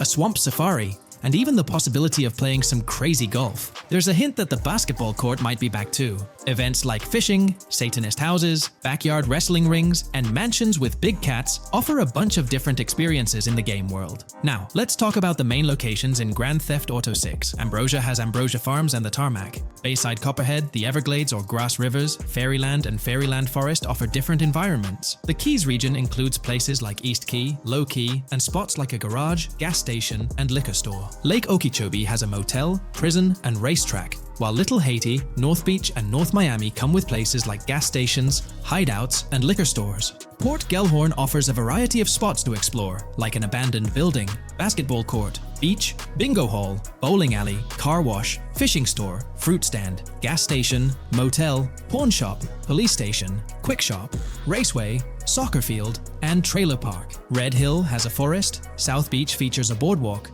gym, hotel, Ocean Drive, and park. South Miami Sundown includes a beach and tarmac, and Vice Beach covers Vice City suburbs and Washington Beach. There are also other interesting places like an abandoned hotel, observatory, Fountain of Youth, homeless community, Malibu Club, Monument of Leonida, Redneck Yacht Club, Spaceship House, underwater research facility, and Dinosaur World. According to info from the GTA forums, Grand Theft Auto 6's open world is estimated to be at least 2.5 times the size of GTA 5 ES, giving players a massive world to explore. The game seems to take cues from the successful approach in Red Dead Redemption 2, promising a well-designed open world with intriguing mysteries. We've spotted some real-life Florida locations in GTA 6's development footage, like the Homestead Miami Speedway turned into the Port Gellhorn racetrack, and recognizable places such as Portofino Tower, Sombrero Key Light, Solar Amphitheater Bayfront Park, and Lone Depot Park. Even the 1000 Museum, a high-rise condo in Miami, is in the game, showing Rockstar's attention to detail. A metro map that's a match for Miami's real one suggests a deep immersion in the game world. The lush landscapes and greenery might hint at a move into Georgia,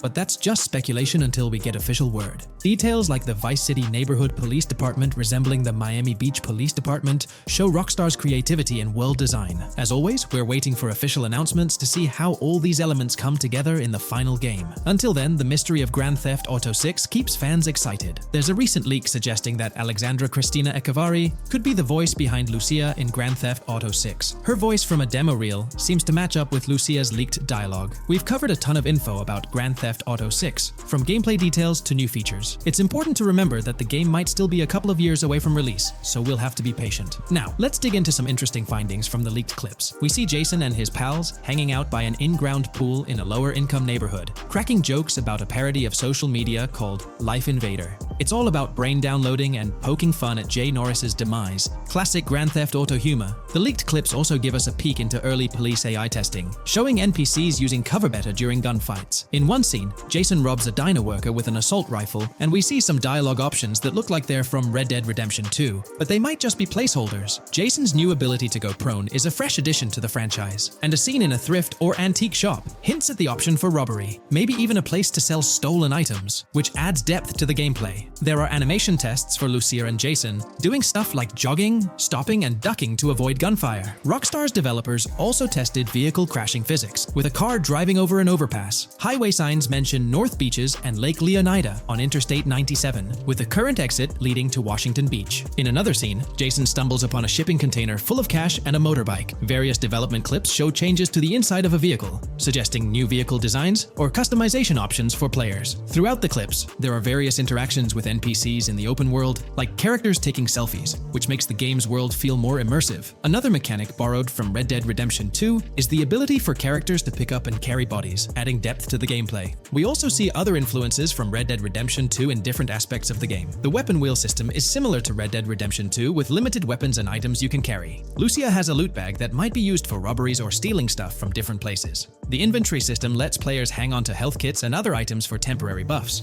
and Jason can pick up and drop weapons from his inventory. In one scene, Jason enters a gang member's territory and takes cover behind a truck, and we see unique animations for characters reacting to getting shot. There's a mention of a jetpack that was previously leaked by Tom Henderson, and it's inside the Jack of Hearts Club. The game includes parody logos for social media like Snapchat, Instagram, and Life Invader. Characters have different hairstyles, and there are realistic details, like Lucia's bra showing under her shirt, which adds to the game's realism. A new feature is the ability for players and NPCs to hold their guns sideways, which changes things up in combat. We also see Jason doing some fancy rifle tricks in the air, and another character in a parking lot shoots at him while holding his pistol sideways. The clips mention animations like Overdose, which hints at unique actions or events in the game. There are hints of horses and horse riding mechanics, likely inspired by Red Dead Redemption 2.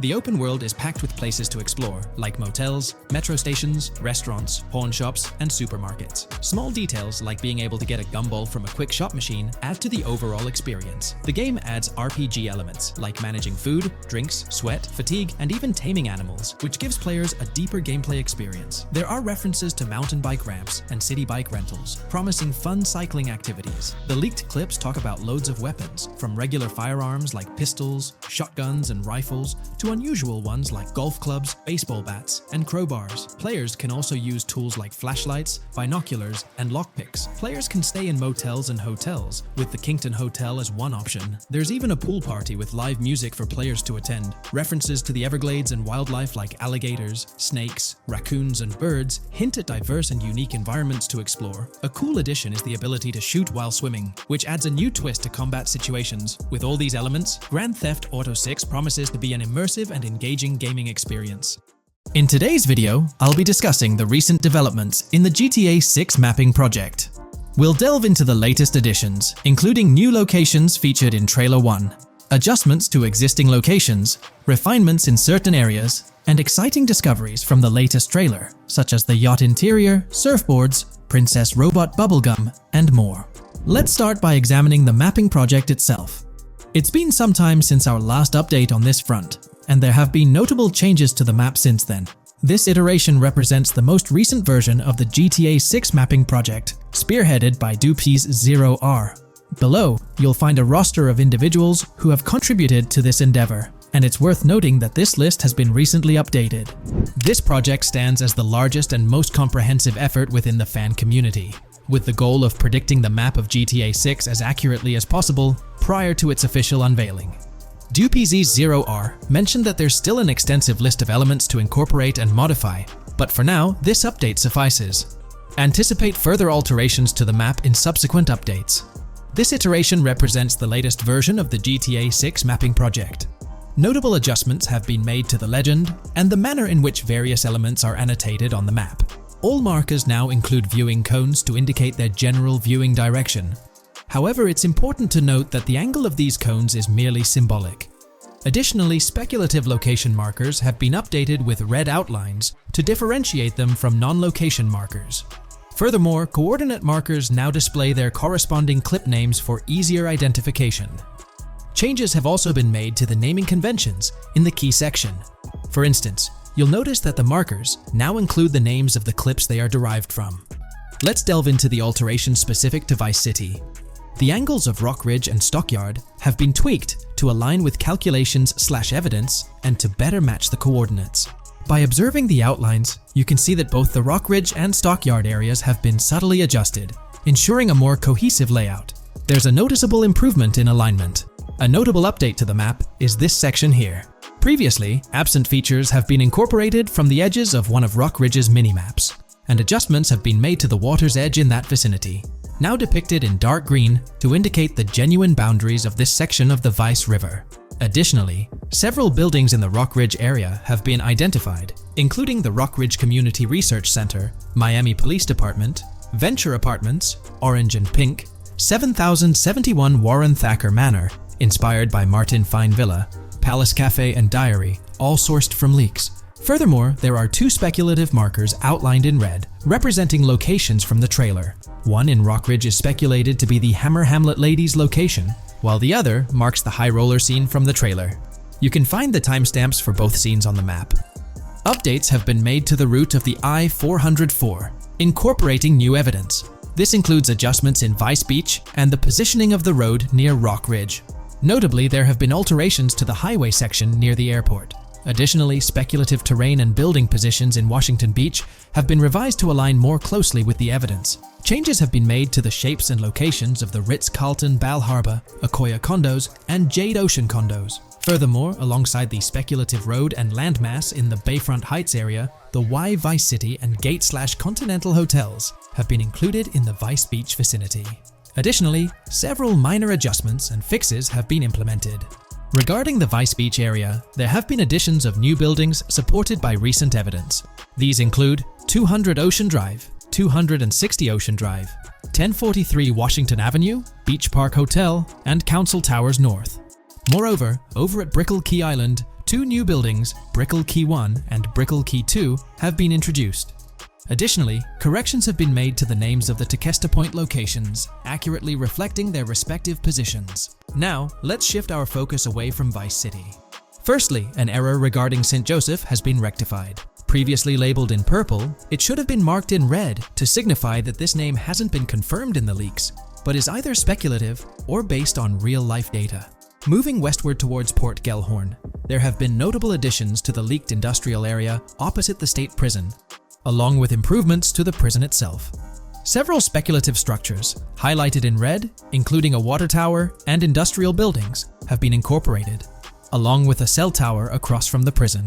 Heading south to the Keys, significant improvements have been made. Adjustments to the landmass near the camera location, where the shot with the Dodal seaplane occurs, have been made based on speculative evidence. An airbase/runway has been added, along with guard booth and barriers visible in the trailer. Additionally, 2 speculative buildings marked in red, as well as the speculative Naval Area Station, have been included. That wraps up all the updates to the GTA 6 mapping project. Share your thoughts in the comments below. There have been some significant changes with this update. But now, let's shift our attention to the discoveries made in the trailer. I also wanted to touch on these findings in this video. This marks the initial Reddit post. In the GTA 6 trailer, you can see through the yacht windows and see the interior even though it's very far away. However, in GTA 5, you can't at all see the interior even from close-up.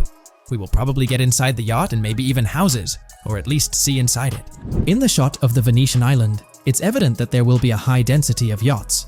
It seems that the boats will be easily accessible, and based on the leaked shot featuring Jason on a boat from 2022, it's probable that players will have the freedom to enter, drive, and explore yachts like the Catamaran seen in the opening scene of the trailer. Now, on to the next discovery, surfboards.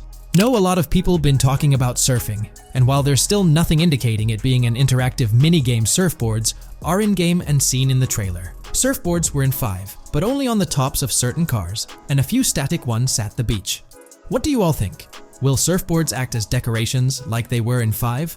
Or will it be a fully fledged minigame? Personally, I'm not fully convinced yet, but if NPCs do have actual schedules/lives, I can't see things like surfboards just being static, especially at the beach. My guess is we'll see NPCs bring their own items to and from the beach, including surfboards, but the interactiveness is still in question.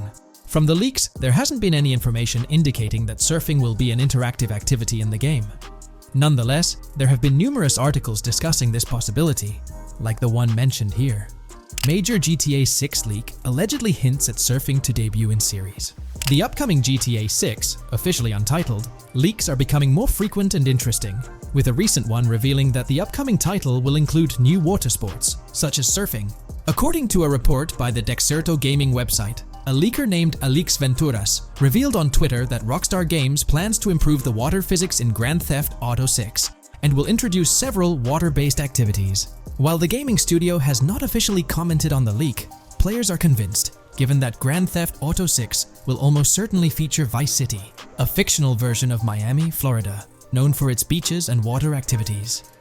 However, it's important to note that these rumors haven't been confirmed by either the official leaks or the trailer.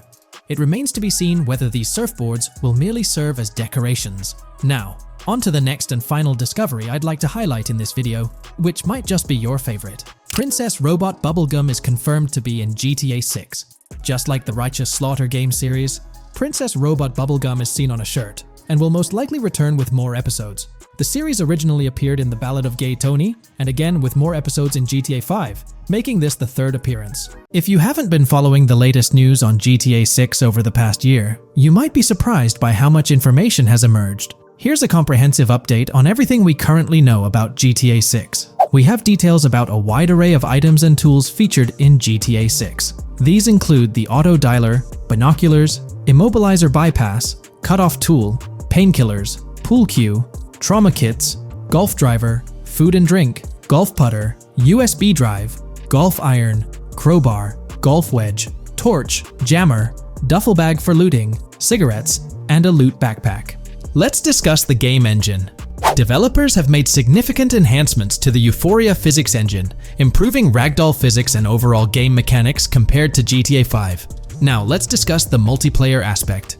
In a leaked clip from GTA 6, we observed a multiplayer session with a player count. This suggests there were 2 players present in the lobby, out of a maximum capacity of 32 slots. This mirrors the setup seen in Red Dead Online and GTA Online, where the capacity is stated as 32, but practically accommodates 30 players plus 2 spots reserved for spectators. While hopes for larger lobbies persist, it appears the testing phase involves 30-player lobbies. Leaks also suggest advanced weather systems, including heavy fog, a feature that was less common in GTA 5. Moving on to collectibles, there's mention of Wyman car parts. In a clip featuring Lucia, a developer is seen placing a cardboard box with a circular icon, indicating it as lootable. Debug text on this box identifies it as Collectibles Car Parts and Wyman Car Parts boxed Generic Used, suggesting players can collect car parts, possibly tied to a character named Wyman who shares a passion for classic cars with Jason. Regarding collectible hats, there's footage of Jason in an apartment where a developer interacts with a hat labeled as an ambient collectible hat. According to debug text, this hints at the inclusion of clothing items as ambient collectibles within the game. Additionally, a comprehensive list of all brands featured in the game is provided. While some brands may be integral to the story, many are included for realism and immersion. The list is displayed on screen for viewers to pause and inspect at their leisure. Similar to Red Dead Redemption 2, the weapon wheel in GTA 6 will be divided into 3 sections: weapons, equipment, and gear. Notably, players can dual-wield different weapons and access a quick item inventory displayed in the bottom left corner of the screen. While leaked recreations of the weapon wheels provide a glimpse, it's expected that the final version may evolve during the game's development. In a video snippet, an NPC is observed shooting at Jason, triggering a health tip to appear on the left side of the screen when Jason's health decreases. Additionally, the game will feature lighting and skybox systems, similar to those in Red Dead Redemption 2.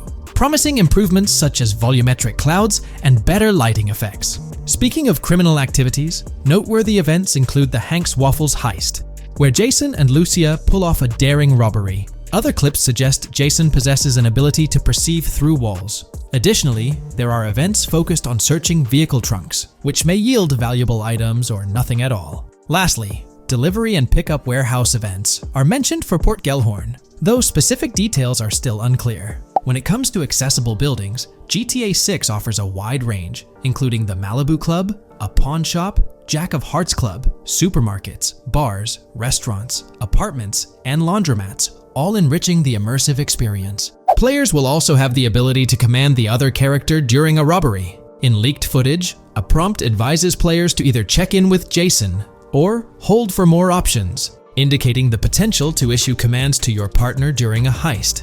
This feature aims to streamline gameplay, enabling effective control of both characters simultaneously.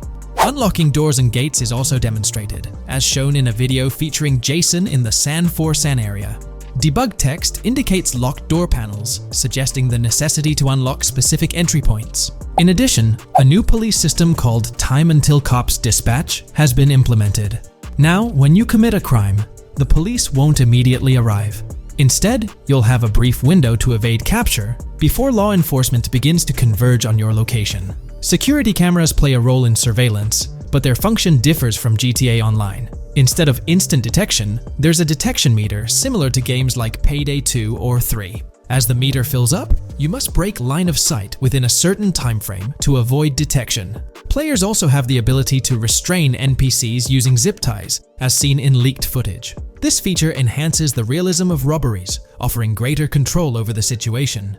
Additionally, players can loot vehicles, as briefly shown in the Hank's Waffles video. A button prompt to examine SUV suggests the ability to inspect random vehicles and potentially steal valuables from them. A while back, a significant leak revealed a plethora of potential world encounters, random events that occur as you navigate the game world. I've displayed these on your screen, and while I won't go through each one, you'll notice they're quite fascinating. From parking disputes to donut burnouts, protests, and even someone getting a concussion, these events add depth and realism to the world of Vice City. It's exciting to imagine strolling through such a dynamic environment where something is always happening. Take a moment to review them if you like. They're quite impressive. Moving forward, the community has endeavored to construct a map of GTA 6 based on coordinates and locations gleaned from leaks. This preliminary map outlines Vice City situated at the bottom right. The top section of the map remains somewhat enigmatic for now. Nonetheless, this initial map looks incredibly promising, and the excitement for exploring its intricacies is palpable. For the setting, we know about 3 different gangs in Vice City: San For-San, a Haitian gang, the Guardia Brothers, and the far-right militia. These details create an exciting anticipation for what to expect in GTA 6. Now, let's delve into the variety of confirmed wildlife in the game.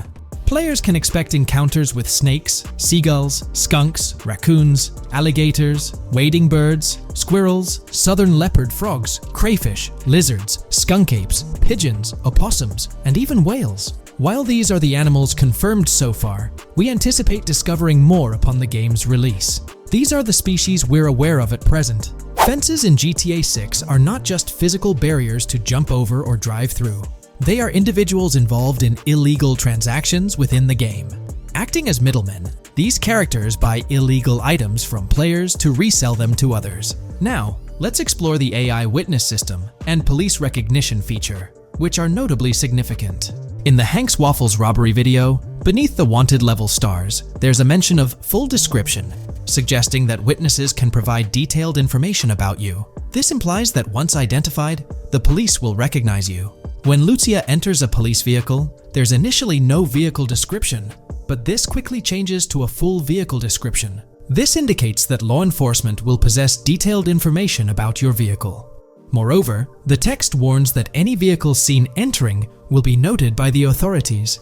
This suggests that even after losing a wanted level, if spotted again in the same vehicle, the police will pursue and apprehend you. During the robbery scene, Jason attempts to prevent customers with yellow icons above their heads from calling the cops or fleeing. Additionally, a female NPC inside the diner exhibits similar behavior, with her icon flickering as Lucia leaves, turning red when surrounded by cops, and then fleeing upon spotting Lucia. These advanced NPC systems indicate a more sophisticated interaction model. Regarding item sharing, Jason and Lucia appear to be able to share items between them.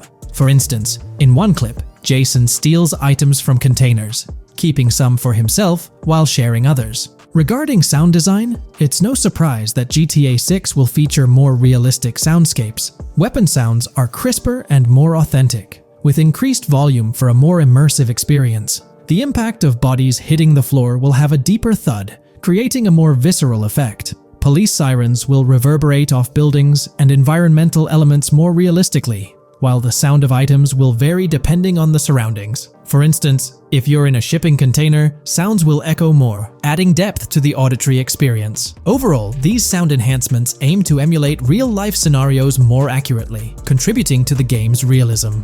Moving on, we have an extensive list of every confirmed vehicle slated to appear in GTA 6. sourced from both the game files and leaks. I covered these in detail in a previous video, so I won't repeat them here. However, I've provided them on your screen for your reference. If you're interested in exploring the full list yourself, you can find them on page 30 of the document. The game features improved vehicle damage and handling, as seen in clips where crashes result in realistic effects, like splitting front fenders and bending car hoods. Furthermore, car interiors now include a functional GPS and waypoint system, enhancing immersion, especially in first-person driving. Players also have the option to enter a car from the passenger seat, adding a touch of realism to gameplay. These details highlight GTA 6's commitment to intricate design elements, evident in its meticulous attention to detail throughout the game. In addition, several new gameplay mechanics have been revealed. Players will now have the ability to walk while in cover, a long-awaited feature that introduces prone movement for the first time in GTA gameplay. Loot bags will allow for storing additional items, and players can now drop and pick up weapons. A new under fire animation has been introduced where characters cover their faces during combat, and players can opt to self-revive after sustaining heavy damage. Other significant mechanics include the ability to switch shoulders while aiming down sights, grappling during hand-to-hand combat, and the introduction of buddy communications and a buddy ping system. This system, likely shared between protagonists Jason and Lucia, remains intriguing, with its full functionality yet to be revealed. Additionally, a new cover mode has been introduced, altering the way shooting from car windows is executed. Characters will now fully lean out of windows, enabling full 360-degree shooting. Furthermore, a new ability system has been introduced, potentially exclusive to Jason, allowing for a form of wall perception. Whether Lucia will possess this ability remains uncertain. Players can also interact with a greater variety of objects and NPCs, engaging in actions such as carrying bodies, committing robberies, issuing threats, and conversing during criminal activities. Moreover, the ability to pick up additional items, such as beer bottles and cans, enhances the overall gameplay experience. Let's explore some of the exciting new gameplay systems. Firstly, there's the introduction of money laundering, hinted at during the Hank's Waffles robbery. An icon found near the car wash property featured a washing machine with a dollar sign, suggesting potential opportunities for money laundering. This implies that players may be able to purchase properties with the intent of laundering money, although specific details on mechanics remain undisclosed. Nevertheless, it appears players will once again have the option to acquire certain types of businesses for illicit activities. Additionally, there's a confirmed lineup of weapons, which includes a rocket launcher, assault rifle, baseball bat, polymer pistol, knife, bolt-action sniper rifle, Molotov cocktail, spear gun, which is intriguing, smoke grenade, compact SMG, flashbang, micro SMG, sniper rifle, heavy machine gun, auto rifle, and pump-action shotgun. Moreover, glimpses of Jason in various states, sporting different hair lengths and facial hairstyles, suggest a hair growth system akin to Red Dead Redemption 2. This feature seems highly likely given the game's lineage. In terms of sustenance, players can consume items directly from their inventory. In a scene at a gas station, Jason adds wine, soda, and fruit to his inventory, highlighting the ability to eat and drink on the go, akin to mechanics seen in Red Dead and GTA Online. In GTA 6, you can expect to encounter raccoons rummaging through trash cans and stealing food bags. This is evidenced in the game files, which document 3 world events: raccoon climbing out of garbage, raccoon rummaging through trash, and raccoon stealing food. While there are numerous intricate details to explore, we've uncovered a multitude of confirmed locations spread across Vice City and its surrounding areas. Naturally, Vice City serves as the central hub, encompassing neighborhoods such as Edgewater, North Vice City, Rock Ridge, Little Haiti, Vice Beach, South Beach, Washington Beach, and Key Biscayne. Additionally, there's Port Gellhorn, which appears to be a distinct city akin to Sandy Shores or Paleto Bay from previous games. Other notable spots include Yorktown, Ambrosia, Sundown, The Keys, La Pearl, Red Hill, Lake Leonida, Hamlet, Stockyard, Homestead, Grass Rivers, Ikenfaka, various underwater locations, and more. Each of these locales is meticulously detailed, with numerous mini locations nestled within them. It's remarkable how much information we already have about the game's expansive geography. In GTA 6, if your character sustains injuries, health will regenerate slowly over time. To expedite recovery, you can access the weapon wheel and utilize a healing item. Unlike GTA 5, where health only regenerates up to 50% naturally and requires snacks for full recovery, GTA 6 appears to allow for natural regeneration to full health, albeit at a slower rate.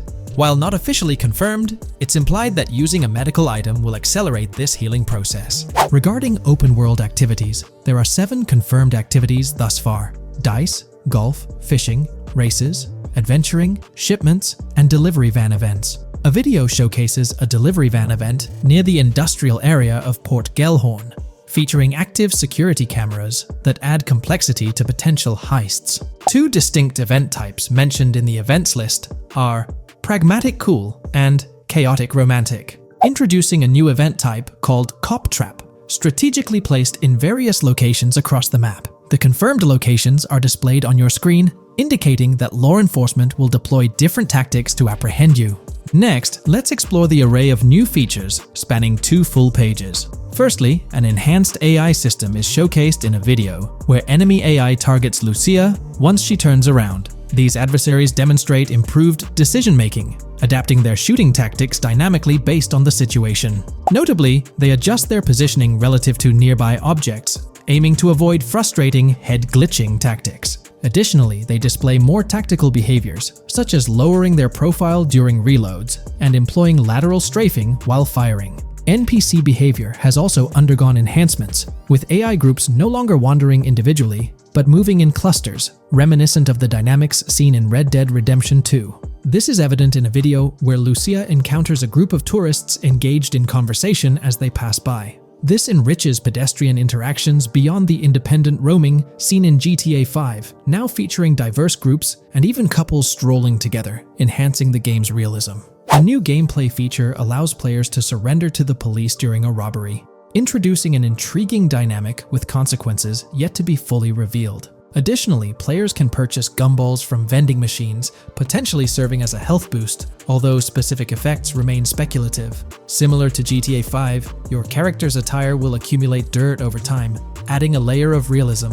Hacking will also be a significant element, with Lucia seen carrying various hacking tools, though it's unclear if Jason will have access to these tools as well. Previous leaks suggested Lucia's role as the designated hacker, but further details will emerge in due course. Expect an enhanced car hijacking system in GTA 6. For example, the inclusion of an immobilizer bypass suggests that stealing luxury cars will be more challenging. Additionally, a tool called a Slim Jim will be used to unlock older vehicles, adding complexity to car theft. Moreover, events such as Steal Car in Progress and Steal Car Fail indicate potential complications during vehicle theft. Events like Carjacking Cat and Carjacking Advanced AI suggest further intricacies in vehicle-related activities. Finally, the document concludes with approximately 20 pages detailing locations found in leaks that correspond to real-world locales in Miami. This inclusion underscores the meticulous efforts put into crafting a rich and immersive game world. Today, let's delve deeper into the scoop we've got about Jason and Lucia, straight from the game's artwork and that initial trailer drop. Seems like Rockstar's shining the spotlight a tad more on Lucia this time around. Not to downplay Jason's role, but Lucia's getting some special attention, you know? Alright, so the trailer kicks off with Lucia finding herself in what appears to be a detention center, or maybe some kind of confinement. She's sporting the classic inmate gear and hanging out with a few others. Now, it's a bit fuzzy whether it's an all girls club or a mixed bag. But here's the twist. It doesn't look like your hardcore, maximum security joint, more like a temporary pit stop. Then we see this scene with Stephanie, a counselor at the place. Stephanie's having a chat with Lucia, trying to untangle her situation. Stephanie asks why Lucia's landed there, and Lucia nonchalantly responds with something like, "Bad luck, I guess." It's got me thinking, maybe Lucia's in for something minor. You know, the wrong place, wrong time scenario, or maybe a string of small-time scrapes. By the way, I'm holding a monthly giveaway for a PlayStation 5. You just need to subscribe and you're entered. Now, back to the video. So, Lucia's starting off in a bit of a pickle, but I'm itching to see how the story unfolds, how she got caught up in this mess in the first place. Rockstar's got us all on the edge of our seats with this setup, and I can't wait to see what twists and turns are in store for these characters. Taking a closer peek at Lucia in this clip, she doesn't strike me as too old or hardcore, you know? Surprisingly, she's not all cuffed up or tightly restrained while having a chat with Stephanie, the counselor at this place. Stephanie's vibe doesn't scream in danger while talking to Lucia, so maybe her time in in jail isn't as intense as we might think. So, Lucia's got a date with jail at some point. But yeah, she's not going to be stuck in there forever, that's for sure. Let's shift gears to this artwork Rockstar's thrown at us. In that pic, Lucia's flaunting an ankle monitor. Now that's the kind of thing they slap on you when you're out but not really free. It's like they're keeping tabs on you, making sure you stick to a certain area, like your home turf or maybe a specific part of town as set by the powers that be. Now let's dive into some wild speculation on how this whole ankle monitor deal might mix things up in the gameplay. Imagine navigating the game with that kind of electronic ball and chain. It's gotta influence how Lucia moves around or what she can get into. Maybe it restricts her to certain zones or forces her to lay low in certain situations. The possibilities are buzzing around my head. It's like a marker that says she's out of the big house, but under some major watch. You see, when you've got one of those strapped on, it's like a 24/7 reminder that you're under strict scrutiny. It's like a digital leash telling you, hey, no funny business or else. Now think about how this could shake up the game's map dynamics. Rockstar might play a throwback card to the old GTA vibes, where you're restricted to certain parts of the map at the start. As you progress through the story, you gradually unlock more turf to roam. Picture Lucia stuck in a zone until she can shake off that monitor, whether she manages to ditch it by some gutsy escape or someone legally gives her the green light. Fast forward a bit, and we spot Jason and Lucia in a pretty dicey scene. Jason's in the driver's seat, Lucia's riding shotgun, and they're peeling away from what looks like a scene post-crime. A couple of cop cars are hot on their tail, lights flashing and sirens blaring. Jason's got his hands tight on the wheel, sneakily glancing at the cops as they whiz past. Then, when they're out of sight, he shoots Lucia a glance that screams serious concern. It's crystal clear these two are linked somehow, tied together by that ankle monitor and whatever legal trouble they're entangled in. How's that for a curveball in the storyline? There's this air of suspense and questions lingering. What did they do? And how does it all connect back to Lucia's time in the slammer? The plot thickens, and I'm itching to see where this tangled web leads us. Let's zoom in on Lucia for a moment. You know, it's not giving off that classic jailbreak vibe. When you make a daring escape from the big house, you don't come out with an ankle monitor like you've been given a hall pass. Nah, it's more like you become public enemy number one, constantly dodging the long arm of the law. It's got echoes of that on-the-run feel from Red Dead Redemption 2, where you're always watching your back. Wonder if Rockstar's planning to revisit that kind of storyline here? But here's a thought that's been gnawing at me. What if Jason's got this noble quest to keep Lucia out of hot water? Could be, but there's this lingering sense that they've got some pressing reasons behind these actions. It's like they're in this situation either by design or due to some pressing needs. Speaking of which, let's take a peek at the next scene in the sequence. You've got Lucia holding a bundle of cash that could make anyone's eyes widen, stacks of 20s and crisp hundreds. And what's she doing? Nonchalantly turning away from law enforcement? It's like we're getting a glimpse into the aftermath of a successful heist. And then there's this sight, both of them, dressed up with bandanas and masks, keeping their identities under wraps as they bolt out of what seems to be a rundown corner store situated in the middle of nowhere. There's this air of confidence about them, but choosing a low-profile place like this hints at something. They're not doing this for kicks. No, it's like they're in dire need of funds. Now let's talk about Jason's wheels. It's not some flashy top-of-the-line ride like you'd expect from Michael DeSanta's swanky tailgater in GTA 5. Nope, Jason's driving an older model, something more modest. It gives off this vibe that they might not be swimming in cash. The whole picture seems to paint a story of urgency. Lucia's holding a stash of cash, they're hitting a low-key spot, and Jason's not cruising around in luxury. It's like they're pushed into a corner, perhaps strapped for cash, and pushed into some tough choices. There's definitely more to this tale than meets the eye. Let's dive into Jason and Lucia's ride. They're cruising around, making these slick turns and slides. It doesn't seem like they're trying to dodge cops. You can even hear Lucia kinda squeal. She's gripping the car's side in a way that screams thrill ride. Looks like they've got a pretty upbeat and tight relationship.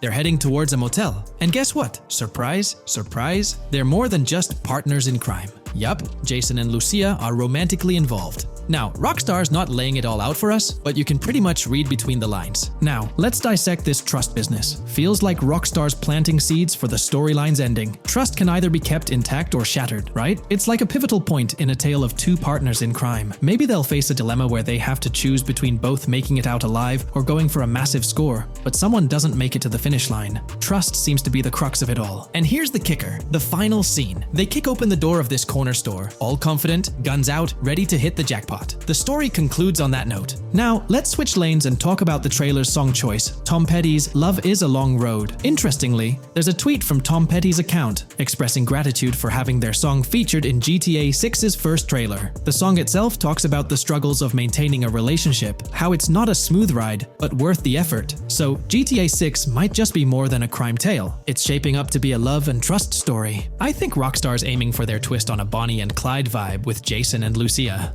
That's pretty much all the scoop we got about them in the Grand Theft Auto 6 trailer. They didn't spill much, but we kinda got a glimpse into their journey, the hurdles they face, and this theme of trust that seems to run deep in their story. There's this one scene where it looks like they're gaining some traction in their journey. Jason's driving, Lucia's standing up in the passenger seat, and some paparazzi or somebody's snapping their pics. Seems like they've leveled up from their clothes to the car they're driving. So, at some point in the story, they might hit some highs. But knowing how these stories go, it could all come crashing down by the end. So, that's pretty much the lowdown on Jason and Lucia, our main characters in GTA 6. Can't wait to dig into their stories more. What do you folks reckon the GTA 6 plot's gonna be like? Which character are you stoked to play? Drop your thoughts in the comments below. And hey, if you like this video, a thumbs up would be cool. Hit that subscribe button if you're new here and want to stay updated on all things GTA 6. Don't forget to ring that notification bell too. The release of the GTA 6 trailer in 2023 has sent shockwaves of excitement across the gaming community. The anticipation and buzz surrounding this highly anticipated title have reached an all-time high. Fans worldwide are feverishly dissecting every frame, theorizing about the game's setting, characters, and innovative features. The hype is palpable as gamers eagerly await the next chapter in the beloved GTA series, poised to redefine open-world gaming once again. With Rockstar Games' history of delivering groundbreaking experiences, the fervor and enthusiasm for GTA 6 are undeniably at a fever pitch, leaving everyone counting down the days until its eventual launch. Alright, so in the GTA 6 trailer, there's this moment where this girl in a white bikini gets everyone talking, debating whether she's Lucia or not. She's chilling near this pool, taking in the Vice City skyline, and then she turns around. And let me tell you, there's a bunch of stuff to unpack there. Her hair moves all natural-like, swinging around as she turns. She's got these big hoop earrings, cool purple sunglasses, rocking a purple lipstick, and check out those nails, French tips. Oh, and there's this bracelet on her left wrist that catches the eye too. Now, here's the deal. Some folks are saying, nah, there is absolutely no way that is Lucia, or it just doesn't cross anyone's mind. Their argument? She looks different from how Lucia appeared in other shots, especially in that jumpsuit and during the whole crime spree with Jason. But hold up, there's a good chance that in GTA Online, customization's gonna be off the charts. Need a different haircut? No biggie, just swing by the in-game salon. Problem solved. So, who knows? This bikini girl might just be a customized version of Lucia with a whole new look and vibe. By the way, I'm holding a monthly giveaway for a PlayStation 5. You just need to subscribe and you're entered. Now, back to the video. You know, I'm pretty confident that it won't cause much trouble. Just like in GTA 5 or Red Dead Redemption 2, it feels like they'll let us switch up our characters' hairstyles again, which is pretty cool. Now, about this scene, it looks like it's happening at a totally different stage of the game. At the start, Lucia's all locked up in jail, doing those petty crimes and all. But in this snippet, she's looking like she's hit the jackpot. Loads of success and riches. There's more to this in the trailer, giving us a peek into what a thriving Lucia might look like. She's sporting a different hairstyle, dressed to the nines, hanging out in a fancy car with Jason behind the wheel. And to top it off, the girl's getting her photos taken by the paparazzi. Some folks out there are betting that this bikini girl is gonna be the face of Rockstar's marketing strategy. You know, just like how they've always had that iconic female figure in their marketing since the good old days of GTA 3. So, putting it all together, it really seems like this bikini girl is Lucia. From the style to the little details like the various hairstyles, everything seems to point in that direction. It's exciting to get these glimpses of what Lucia's different phases might look like in the game. Rockstar's been doing this thing with the promo girls for ages, from the early days of GTA 3 to the more recent GTA 5. You might remember them. The girl in the bikini holding the martini glass, or the San Andreas girl leaning over at the Vinewood sign with those shades. They've always had these distinctive figures for their marketing. A bunch of people are pointing fingers at this bikini girl, saying she's the new Rockstar promo face. But I've got my money on Lucia. Take a look at those birthmarks and accessories, those little marks on her face and arm. They're pretty similar to what the bikini girl's got. Sure, some aren't super clear, but makeup or sun exposure could easily cover them up. And those earrings and bracelets, they match up pretty well with all the girls who look like Lucia, even if some shots might leave room for doubt, like the one where she's driving that fancy car. I'm pretty convinced it's Lucia. Jason's checking her out, the accessories are a close match, and her facial structure lines up. Not to mention, her body shape, facial features, skin tone, hair length, and color, pretty much all of it lines up perfectly. In that scene, the way the bikini girl moves seems a bit forced, like she's intentionally flipping her hair or something. So maybe it's part of a mission, Lucia trying to blend in at some event to gather info, or pull off a heist. Or perhaps it's one of those moments where she's at the top of her game, all successful and loaded. Oh, and that bikini she's wearing? It's from the Santino brand, which first showed up in GTA 5. So, in GTA Online, we've got this whole range of clothing options, right? There are jackets, shoes, and some of them even parody luxury brands like Louis Vuitton, which is a real high-end clothing and accessories label. Now, some people are throwing around this theory that the bikini girl might be a returning character from the old GTA Vice City like Mercedes Cortez, but honestly, that's way off. Vice City was set in the 80s, and GTA 6 is gonna be in the present, like probably around 2023. So, the timelines just don't add up. Even though this bikini girl looks a bit different and acts a bit like an influencer, I'm pretty convinced she's Lucia. She's got those same body features and face structure as Lucia, and Lucia's a game changer as the first leading lady in modern Rockstar games. Before her, female characters mostly played supporting roles or were just NPCs in GTA games, never the main focus. Rockstar tends to put a lot of effort into their main characters. The little differences like the sunglasses or lipstick don't bother me much. We know there'll be in-game stuff you can buy, like accessories. And hey, being able to change hairstyles was a big deal in games like Red Dead Redemption 2 and GTA 5. So I'm pretty confident that the girl in that white bikini on that Vice City rooftop is Lucia. But yeah, I get it, there's gonna be a lot of chatter and debate. Remember the crazy theories from past GTA trailers? Like people saying the homeless guy was Nico Bellic, or that Michael was an older Tommy Vercetti? It's always possible I might be wrong. But to me, it all seems to point to Lucia here. Let me know what you think about Lucia in the comments below. Is she really the white bikini girl or not? I'd love to hear your thoughts down there. If you enjoyed this video, a thumbs up would be cool. And hey, if you're new here and want to stay updated on all things GTA and Rockstar games, consider hitting the subscribe button. Also click that notification bell, because sometimes YouTube acts up, and the bell helps you stay in the loop with new videos. Anyway, thanks for watching folks. Take care and catch you in the next video. When we talk about the positive aspects of this partnership, it's essential to highlight the potential benefits that can emerge from Rockstar's newfound support for the modding community. One of the significant upsides is the acknowledgement of the brilliant and skilled developers behind the modding scene. For years, these developers have worked tirelessly to create unique and engaging experiences within the GTA universe. With Rockstar stepping into a collaborative space with CFX, there's an opportunity for a more symbiotic relationship. The infusion of official support could mean more resources, tools, and encouragement for modders to continue pushing the boundaries of what's possible within the GTA ecosystem. This collaboration might lead to innovative gameplay features, improved server stability, and an overall better experience for both players and content creators. Moreover, the recognition from a gaming giant like Rockstar could open doors for these modders in the industry. It may pave the way for potential collaborations, official partnerships, or even job opportunities within the gaming development sphere. This, in turn, could elevate the modding community to a more prominent and respected position within the gaming landscape. However, it's crucial to approach these potential benefits with cautious optimism. While the partnership appears promising on the surface, the reality lies in how Rockstar manages the delicate balance between maintaining control over its intellectual property and allowing creative freedom for the modding community. The outcome will heavily depend on Rockstar's willingness to foster collaboration, rather than imposing strict regulations. As GTA 6 draws closer, the impact of this collaboration will become more apparent. Whether it becomes a model for future partnerships between game developers and modders, or encounters challenges that hinder its success remains to be seen. The dynamics between Rockstar and the modding community could shape the future landscape of custom servers, roleplay experiences, and the overall modding scene in the gaming world. Stay tuned as we continue to explore and analyze the evolving relationship between Rockstar and the modding community. On the positive side, there's a glimmer of hope that Rockstar's acknowledgement of mods enhancing the player experience could pave the way for more modding support in GTA 6.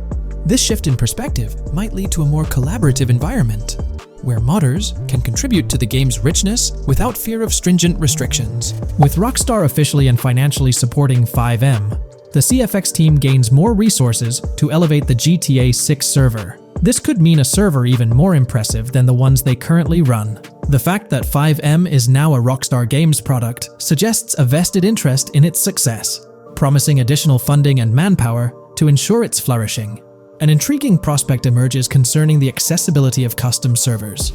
Currently limited to PC players, there's speculation that GTA 6 might integrate dedicated servers within the game itself, eliminating the need for external programs like FiveM. If this unfolds, it opens the door for console players to join the custom server experience, broadening the player base and community. Moreover, Rockstar seems to be attuned to fan desires. Despite a larger audience watching RP compared to those actively playing it, Rockstar appears committed to making improvements. Their intent to let custom servers thrive suggests a more fan-centric approach, acknowledging and catering to the desires of the gaming community. However, there are potential pitfalls to consider. The most glaring concern is Rockstar's inclination to monetize these servers. While the specifics remain uncertain, it's almost certain that some form of monetization, be it through custom server shark cards or a pay-to-play system, will be implemented. This could introduce a paywall, affecting the accessibility and enjoyment of custom servers for certain players. As we navigate through this evolving landscape of Rockstar's partnership with FiveM, the delicate balance between fostering creativity and implementing monetization strategies will determine the ultimate impact on the gaming community. Stay tuned as we continue to unravel the complexities of this collaboration and its implications for GTA 6 and the modding community. Let's unpack this a bit more. The whole monetization story got its moment in the spotlight during an earnings report where Take-Two CEO Strauss Zelnick spilled the beans.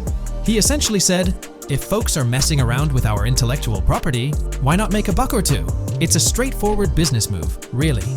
Taking a page from the unprecedented success of GTA Online, it seems like Rockstar caught a glimpse of how these free servers could turn into a money-making machine.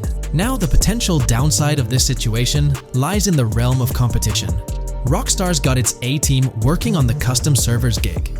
That means anyone outside the Rockstar circle trying to whip up something akin to FiveM is practically painting a target on themselves for a cease and desist.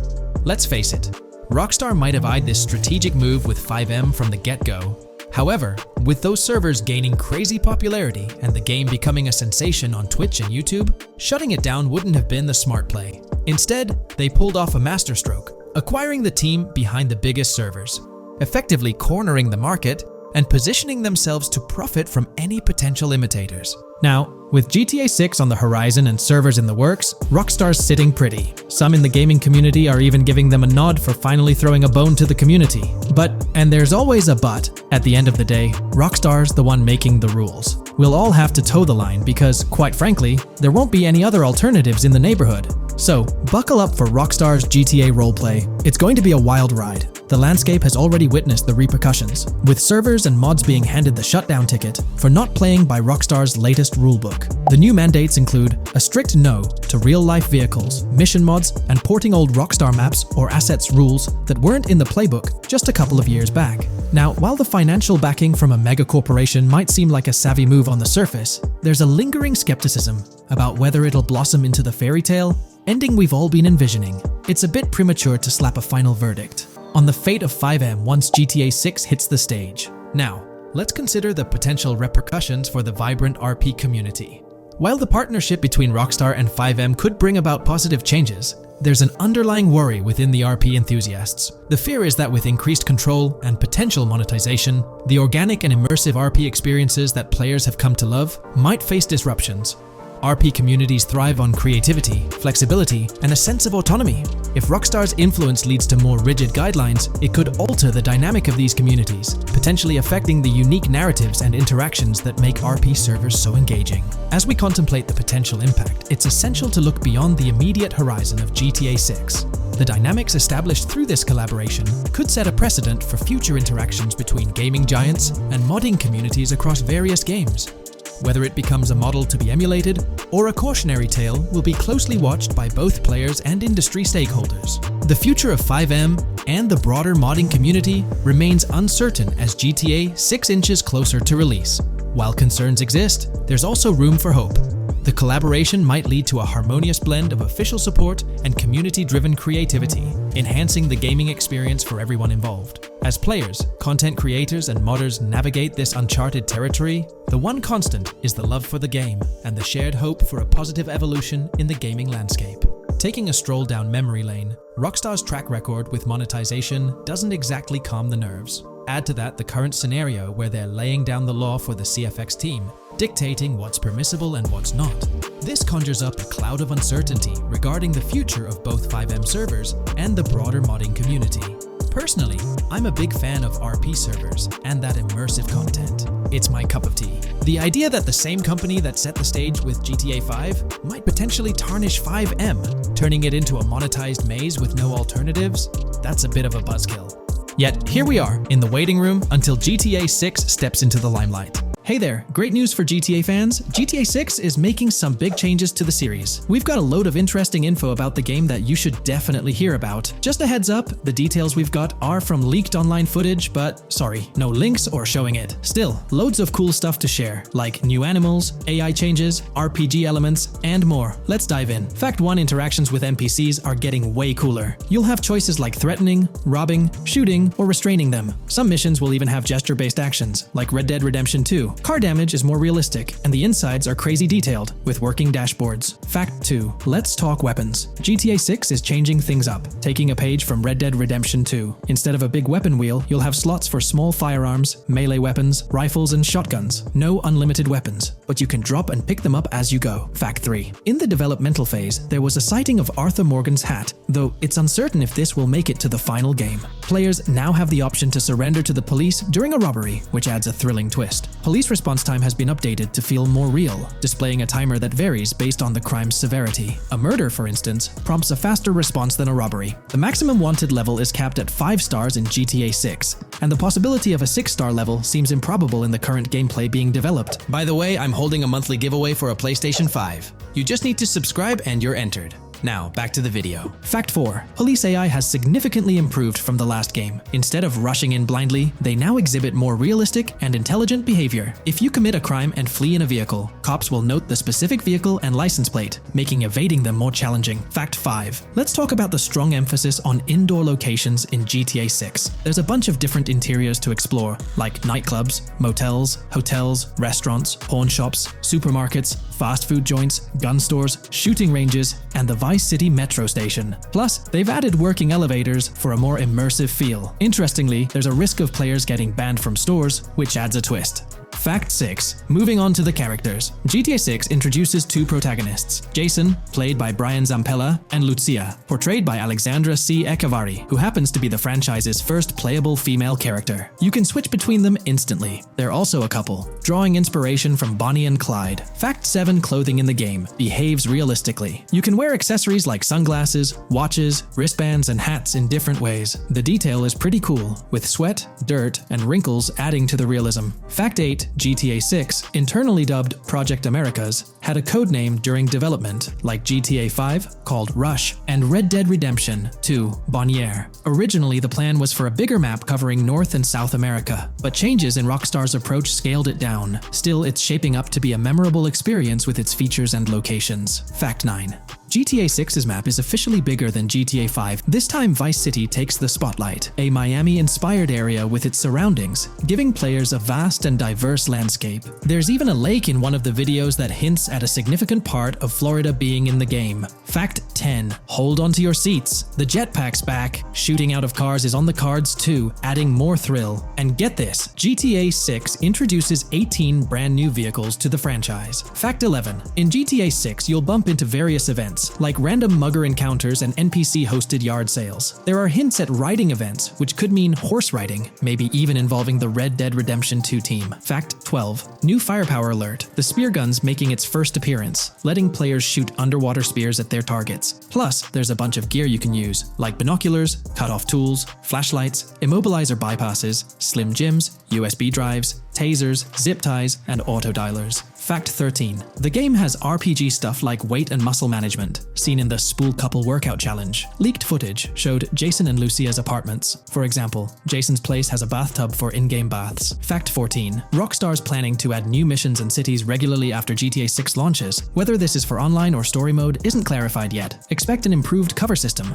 better than what we've seen in other Rockstar games. Fact 15: make sure not to overlook the Kingston Hotel. It's a lively spot with pool parties and live music, making GTA 6's world even more vibrant. Fact 16: GTA 6 gets more interactive with working CCTV cameras that you can wreck. Be wary of cop traps, spots where cops wait to nab you, and be prepared for intense moments with dirty cop shakedown events. Fact 17. As part of the immersive feel, the game includes DUI sobriety tests, but it's unclear if they're for the player character or random NPCs. Rockstar's focus on detail shines, even with fully working gumball machines in the game. Fact 18. The gunplay in GTA 6 resembles what we've seen in Red Dead Redemption 2 and Max Payne 3. It might be worth giving those games a shot before GTA 6 comes out, if you haven't already. And activities? GTA 6 is loaded with options, from fishing and crazy golf to basketball, football, and soccer. There are gyms to work out in, a yacht club, and even a racetrack. Fact 19. Get ready for a modern-day setting.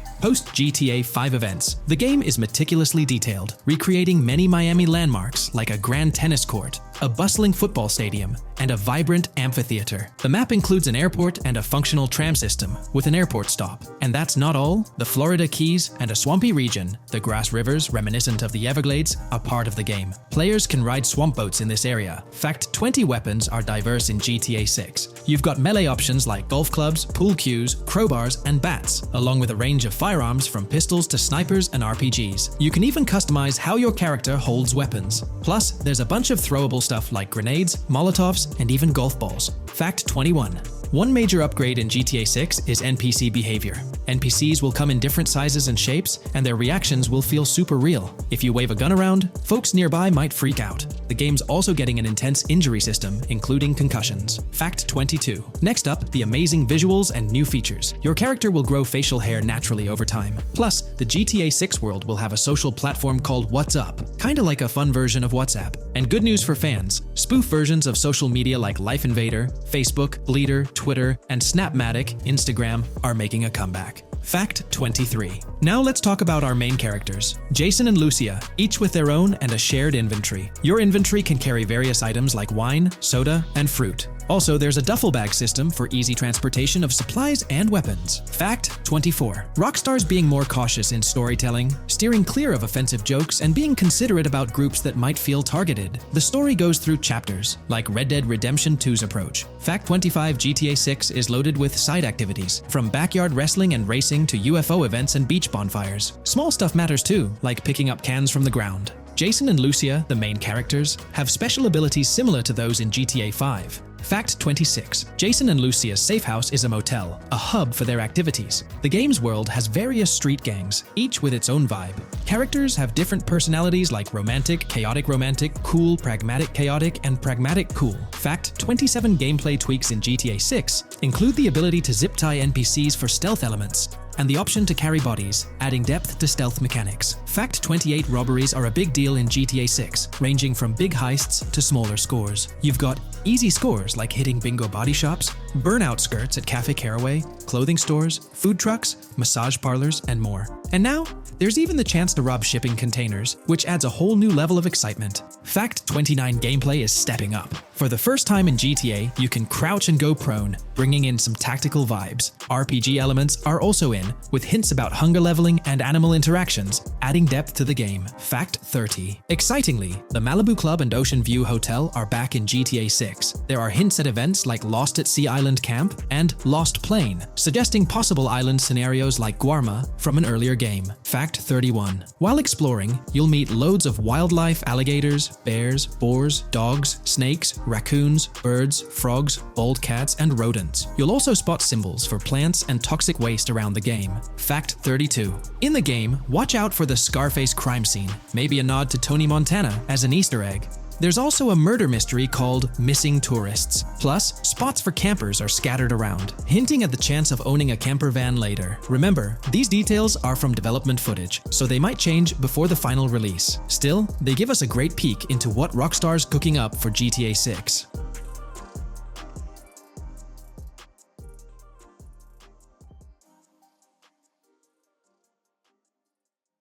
Welcome to this video where we're going to explore 30 confirmed features of GTA 6 that Rockstar Games has officially talked about. But first, a quick heads up. The info we're sharing comes from a security breach and leak of GTA 6 pre-alpha footage. Rockstar Games acknowledged this leak on their official Twitter. Just to be clear, we won't be showing any gameplay footage due to possible copyright issues, but we'll definitely dive into these cool features. Feature 1. Looks aren't just for show. The reactions of non-playable characters, NPCs in GTA 6, are pretty fascinating. How clean your character is, and their overall appearance affect how these in-game characters respond to you. It adds a cool layer to the game, considering how NPCs react differently based on your character's appearance. Feature 2. Let's rev up the excitement with some serious vehicle action. Imagine cruising through the Everglades in a top-notch hovercraft. That's just one of the personal rides available right from the start. And there's more, like taking the wheel of a bold 1970 Ford Ranchero GT in striking red and black, owned by a character named Jason. Feature 3. Here's another level of immersion. Each character has their own stuff, so when you're playing as Jason, you can tap into Lucia's stash and vice versa. Say Jason's low on assault rifle bullets. If you're close to Lucia, you can ask her for some. It opens up a bunch of possibilities for teamwork and sharing resources in the game. Feature 4. For all you die-hard GTA fans, there's a new clothing store in town called Arches. It's got a fresh collection to amp up your character's style. Feature 5. Let's talk graphics. In GTA 6, the clothes are seriously detailed. Wrinkles, dirt marks, and even sweat. Paying so much attention to clothing details makes the characters look super real, adding a ton of authenticity and making the game more immersive. Feature 6. While exploring the vast game world of GTA 6, you'll see a seamless mix of modern vehicles in urban areas and older ones in rural spots like the Everglades. It gives that cool GTA vibe, whether you're cruising in a flashy city car or taking a nostalgic drive in the countryside. GTA 6 has a bunch of wheels to fit whatever mood you're in. Feature 7. During certain heists, there's a timer showing when the cops will show up. Some think it's a developer thing, but it could mean players need to plan their heists well, syncing with the police response for a perfect score. That'd definitely add an exciting twist. Feature 8. I'm buzzing about this one. GTA 6 will feature a massive aquarium. Yes, you heard that right. Players get to explore an aquarium within the game, adding a cool new element to the gameplay. Feature 9. There's a limit on inventory space. Players can't stockpile an endless number of items. A smart move would involve rummaging through crates and storage spots at the docks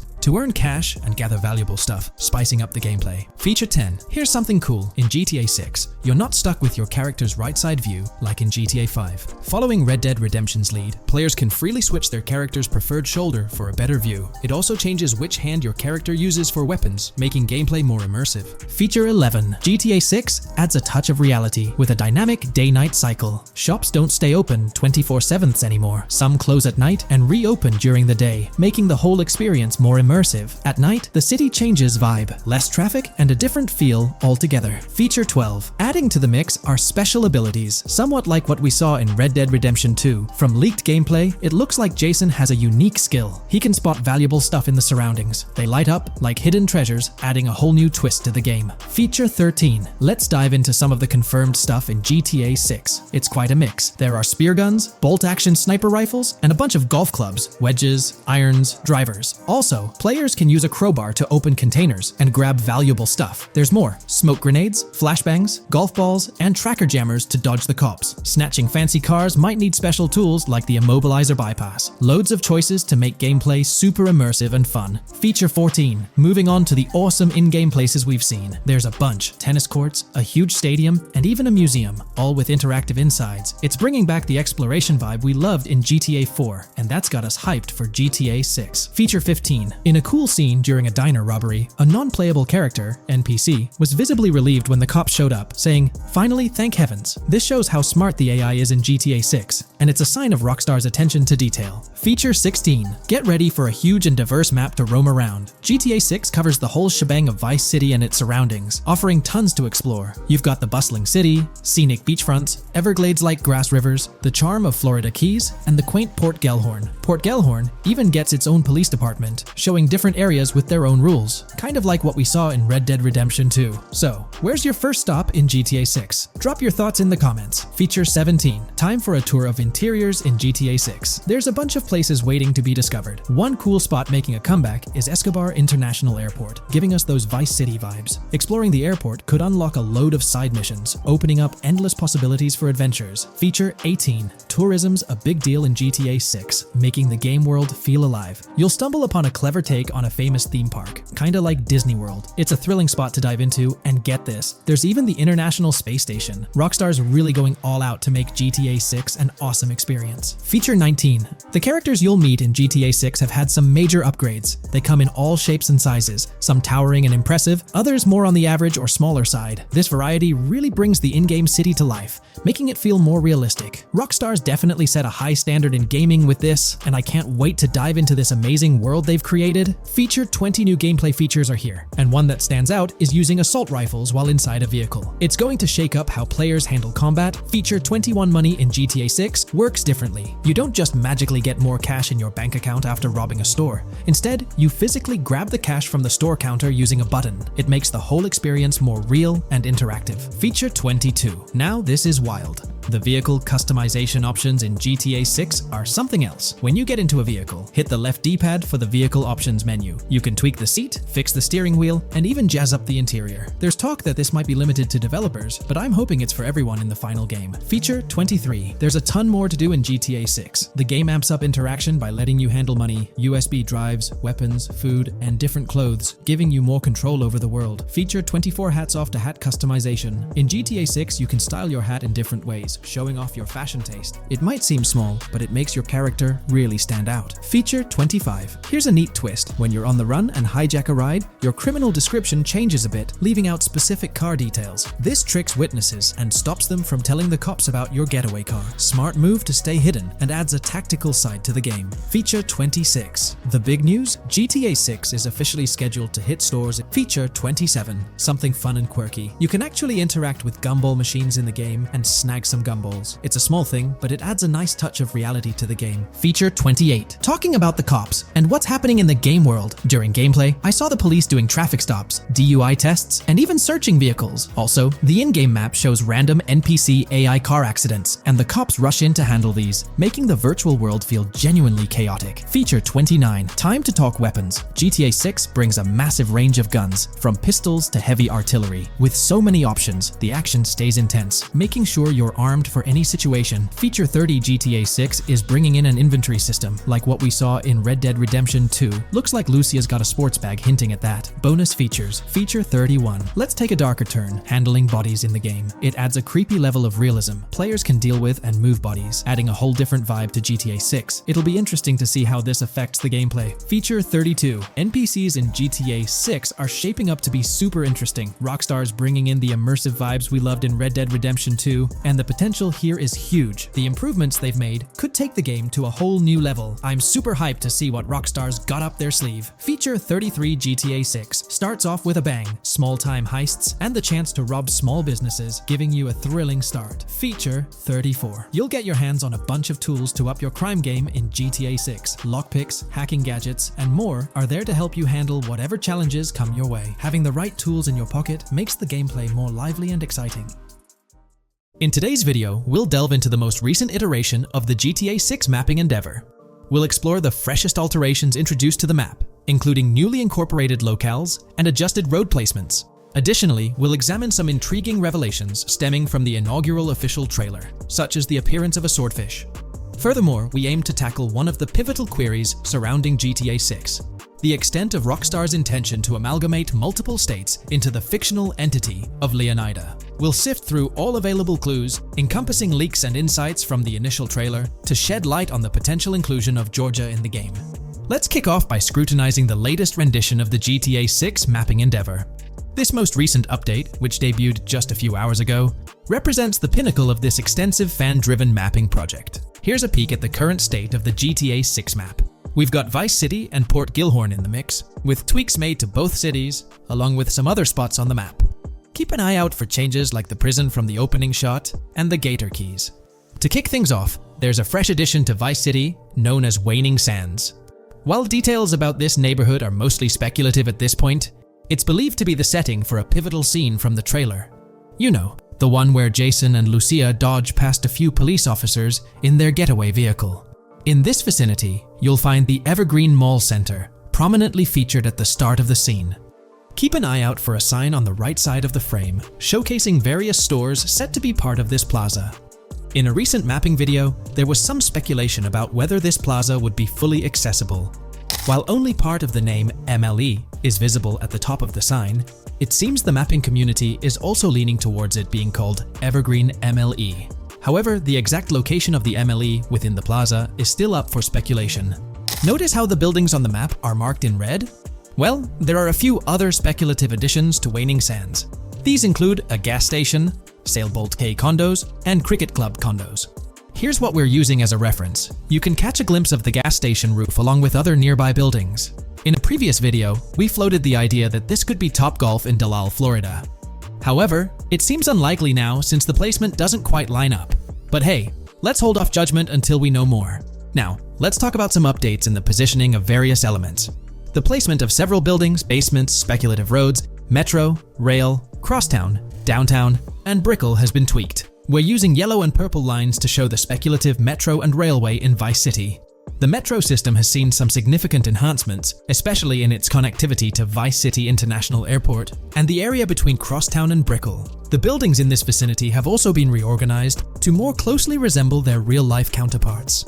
Speculative roads and highways have been adjusted to better fit the new placements. We've also made slight adjustments to the rotation of the prison from the opening scene with Luke to align with new evidence. Additionally, we've fine-tuned the positions of some trailer markers in the stockyard area, such as those for the car meet in Windwood and the bikers in Little Haiti. In terms of location changes, Leaf Links from the previous map version has been moved to Virginia Key, meaning earlier speculations regarding Leaf Links are no longer applicable. Furthermore, based on new radar map evidence, the shape of Picnic Island has been altered. Heading down south, you'll notice that Hamlet is no longer labeled as such. Instead, it's reverted to its real-life name, Homestead. This change suggests that Hamlet might be situated elsewhere in the game.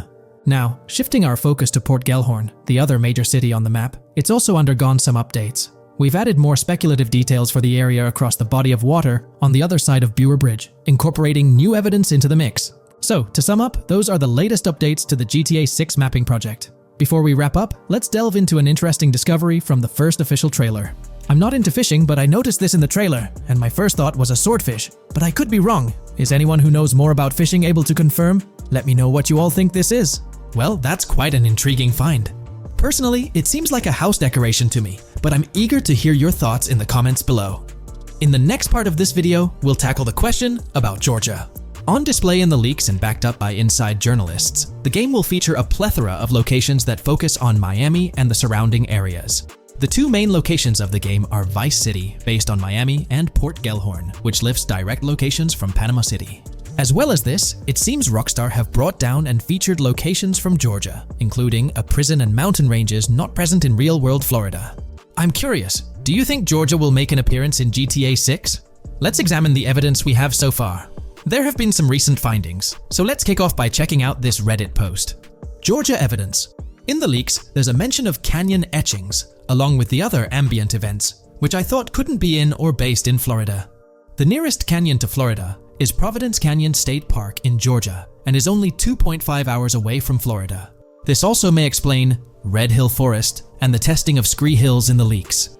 There's also a couple mountains or large hills seen in the trailer. The first looks more like a large hill in North Florida, probably for hill climbing, but the second one at the end of the trailer looks like a Georgia mountain, like the one seen in the leaks.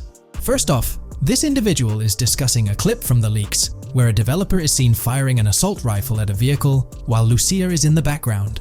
They've noted several ramps in the clip, suggesting developers use them to test vehicles on different slopes.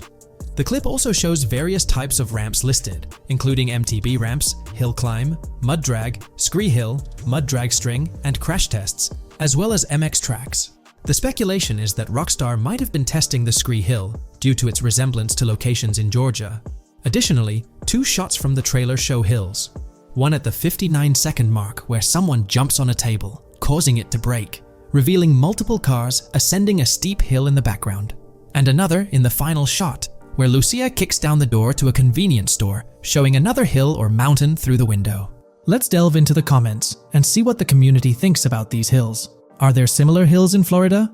Or has Rockstar taken some creative liberties and introduced hills from Georgia? Ekanfinaka is a place in the game, shown by the leaks. And Ekanfinaka is literally the old name for a swamp in southern Georgia. Not to mention we saw a big hill, small mountain. I've lived in Florida for a long time, There are no hills, anything like that in the state. Northern Florida has some hills, but nothing like that at all. The hill in the leaks resembles the Blue Ridge in northern Georgia. It's a fictional state. It could be a collection of features from 4 or 5 states for all we know. 2 hours outside of Florida is hardly breaking the concept. I'd imagine much of the urban landscape will be much like Florida, with the outskirts being closer to Caribbean, or as you said, Georgia. There's a separate post talking about these mountains in GTA 6. We know GTA 6 is being based in Florida, a relatively flat state, so it'd be obvious to think that the game will stay true to its setting. However, one interesting thing I found in the diner robbery footage from the leaks is that a huge mountain can be seen in the far distance, particularly around the part where Lucia starts approaching the police car from the passenger side.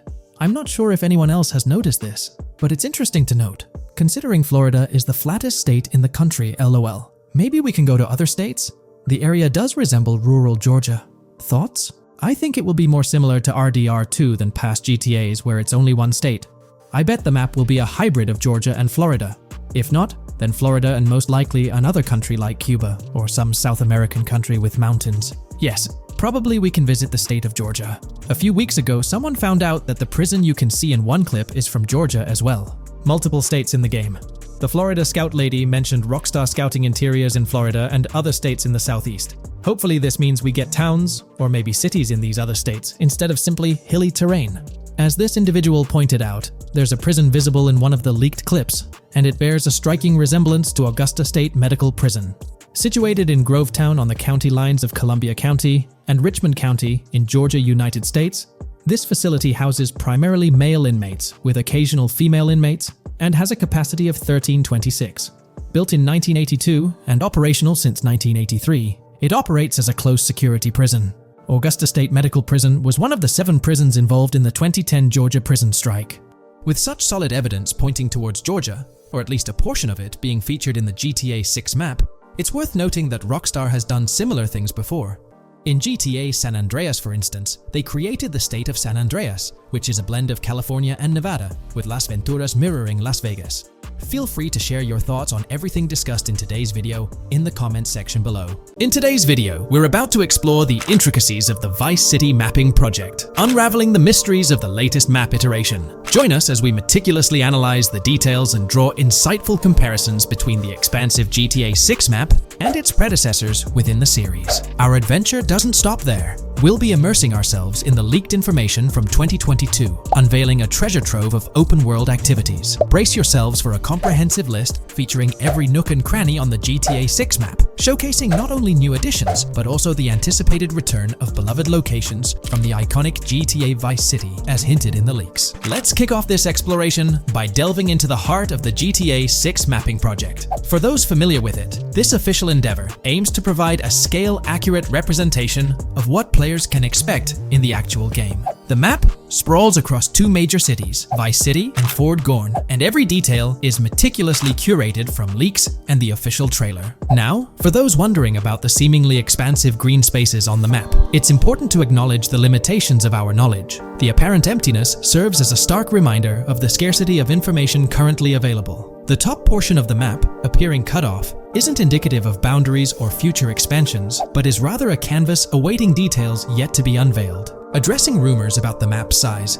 speculation abounds that GTA 6 will boast 3 major cities. While Vice City and Port Gorn are confirmed, the third city remains shrouded in mystery. There's a buzz that it might be Yorktown, potentially located north of Port Gorn. However, specifics about the placement of these locations marked in red are still elusive. Now, let's delve into the exciting prospect of exploring key locations on the GTA 6 map. These names, extracted from the official trailer and leaks, offer a tantalizing glimpse into the rich and diverse world awaiting players. Get ready to traverse the landscapes of Yorktown Red Hill Fairyland Forest, near Berryland, a whimsical Disneyland parody, Ambrosia Lake, Leonida, Lore North, Beaches Belleville, Ica, Vice City, Hamlet, Grass Rivers, and the enigmatic Gator Keys. As our journey unfolds, stay tuned for more updates, insights, and speculations surrounding the continually expanding universe of GTA 6. The road ahead promises thrilling surprises, and we're here to navigate it together. Now, let's delve deeper into the intriguing details surrounding Port Gellhorn. The bustling streets and structures around Hank's Waffles Diner, a focal point for a heist according to the leaks, spark anticipation for dynamic in-game events. The meticulous rendering of these locales not only captures the essence of the city, but also invites players to immerse themselves in the narrative-driven experiences that Rockstar Games is known for. Examining the speculative changes in Port Gellhorn, the notable relocation of the Port Gellhorn airfield suggests a strategic reimagining of the city's layout. This shift, coupled with the adjustment of the Port Gellhorn Raceway, hints at a carefully planned urban evolution, potentially altering the dynamics of the airport's placement within the city. The industrial sector of Port Gellhorn provides a gritty backdrop, with the iconic United States Prison maintaining its imposing presence. The inclusion of the pawn shop, prominently featured in the trailer, underscores the developer's commitment to integrating real-world elements seamlessly into the game environment. Venturing southward, areas like Second Fina and Belleville remain enigmatic, their constant relocation adding an element of unpredictability to their final positioning on the map. Ambrosia La Pearl, steeped in mystery, teases players with its undisclosed location, heightening the sense of intrigue surrounding these diverse neighborhoods. Our exploration now takes us into the heart of Vice City, where a substantial chunk of the urban landscape unfolds before us. While speculation abounds regarding the placement of red buildings and names, the gray structures, sourced from both the trailer and leaks, serve as tangible landmarks, anchoring our understanding of the evolving cityscape. Vice Beach emerges as a vibrant district, adorned with numerous hotels that were meticulously analyzed in previous videos, providing a tangible link between the virtual world and its real-life counterparts. Washington Beach, with its diverse skyline, beckons players with promises of new adventures, enhanced by the improved streets of Stockyard, Little Haiti, Rock Ridge, and Crosstown, as showcased in the trailer footage. Descending further into the enchanting realm of Grass Rivers, we come across the enigmatic district of Hamlet, speculated to mirror the charm of Homestead. Yet, the persistent red designation leaves us tantalizingly in the dark about its precise location. This region reveals fascinating landmarks, including a power plant nestled at Turkey Point and a sewage treatment plant, painting a vivid picture of the industrial landscape, as gleaned from leaked footage. The presence of Grass Rivers itself, along with the mysterious Gator Keys and the alluring sundown, adds an extra layer of intrigue to this particular segment of the expansive GTA 6 map. A moment of appreciation is certainly due to the dedicated individuals steering the mapping project, whose commendable efforts grant fans an evolving and detailed peek into the GTA 6 world. Their commitment to accuracy and meticulous attention to detail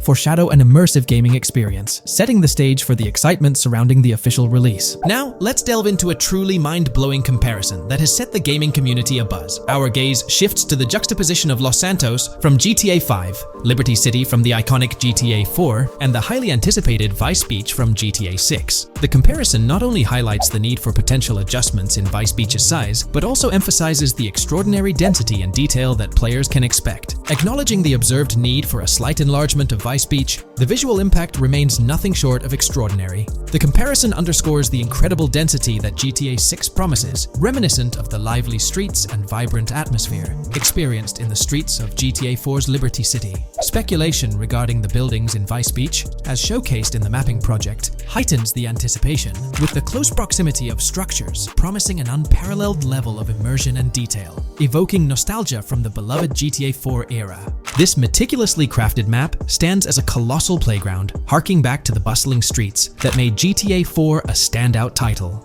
The intricate detailing, the tightly packed urban landscape, and the anticipated density all point towards an experience that pays homage to the franchise's esteemed roots, while pushing boundaries in the expansive open-world genre. The enormity of GTA 6, both in size and detail, heralds a new era in gaming. The astonishing comparison, showcasing the potential density and intricacy of Vice City, is nothing short of a revelation. A special acknowledgement goes out to the mapping community for their outstanding work in envisioning an entire Vice City characterized by a multitude of buildings. The level of density and detail promised is unprecedented and is set to redefine the benchmarks of open-world gaming. The concept of an expansive map allegedly featuring 3 cities elevates the excitement, presenting players with a gaming landscape of unparalleled proportions. Now, delving into the realm of open-world activities revealed in the 2022 leaks, the thrill intensifies. With 4 confirmed activities and the potential inclusion of DICE, GTA 6 promises a diverse range of immersive experiences. Golf, fishing, and races are confirmed elements that contribute to the dynamic and engaging environment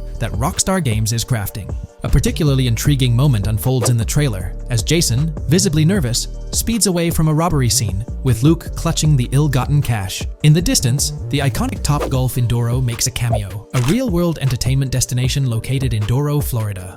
The climate-controlled hitting bays, HD TVs, and sports bar elements create an enticing backdrop for players to explore. This real-world integration adds a layer of authenticity, bridging the gap between the virtual and real worlds. Fishing, poised to be a serene yet potentially rewarding pastime, is expected to be available from various locations in the vast ocean. Races, an integral and adrenaline-pumping element of the GTA series, are set to deliver high-octane excitement that fans have come to expect from the franchise. Furthermore, a detailed list from the GTA 6 document unravels every location visible in the leaks on the GTA 6 map. This includes not only new and thrilling destinations, but also the return of iconic locations from the beloved GTA Vice City. The inclusion of familiar locales adds a nostalgic touch, creating a seamless connection between the past and the present within the expansive world of GTA 6. Now let's embark on a comprehensive exploration of some of the familiar locales, making a triumphant return in GTA 6. As unveiled by the Mapping Project. These recognizable names from the GTA Vice City era evoke a sense of nostalgia, rekindling memories of past gaming experiences. Leaf Links, Malibu Club, Washington Beach, Ocean Drive, Ocean View, and Little Haiti are just a few examples of the beloved spots that players will once again encounter in the immersive world of GTA 6. It's a poignant journey back in time as we rediscover these iconic locations, now reimagined and seamlessly integrated into the highly anticipated GTA 6 map. Venturing further into the extensive list of locations, our focus remains on the map, unveiling an array of intriguing places that contribute to the game's richness. Among these, the Jack of Seas nightclub takes center stage, having made appearances in both the official trailer and the leaks from 2022.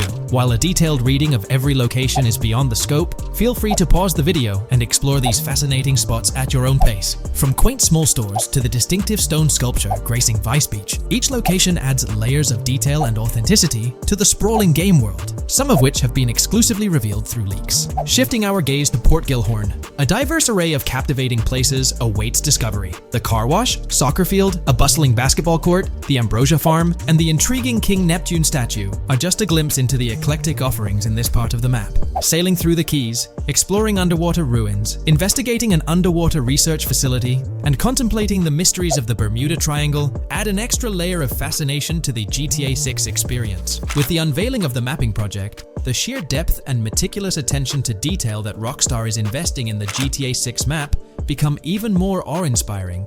The possibilities for Easter eggs and hidden secrets in this expansive and densely packed landscape seem limitless. As we peel back the layers, the anticipation and excitement for the intricate world Rockstar is crafting only intensify.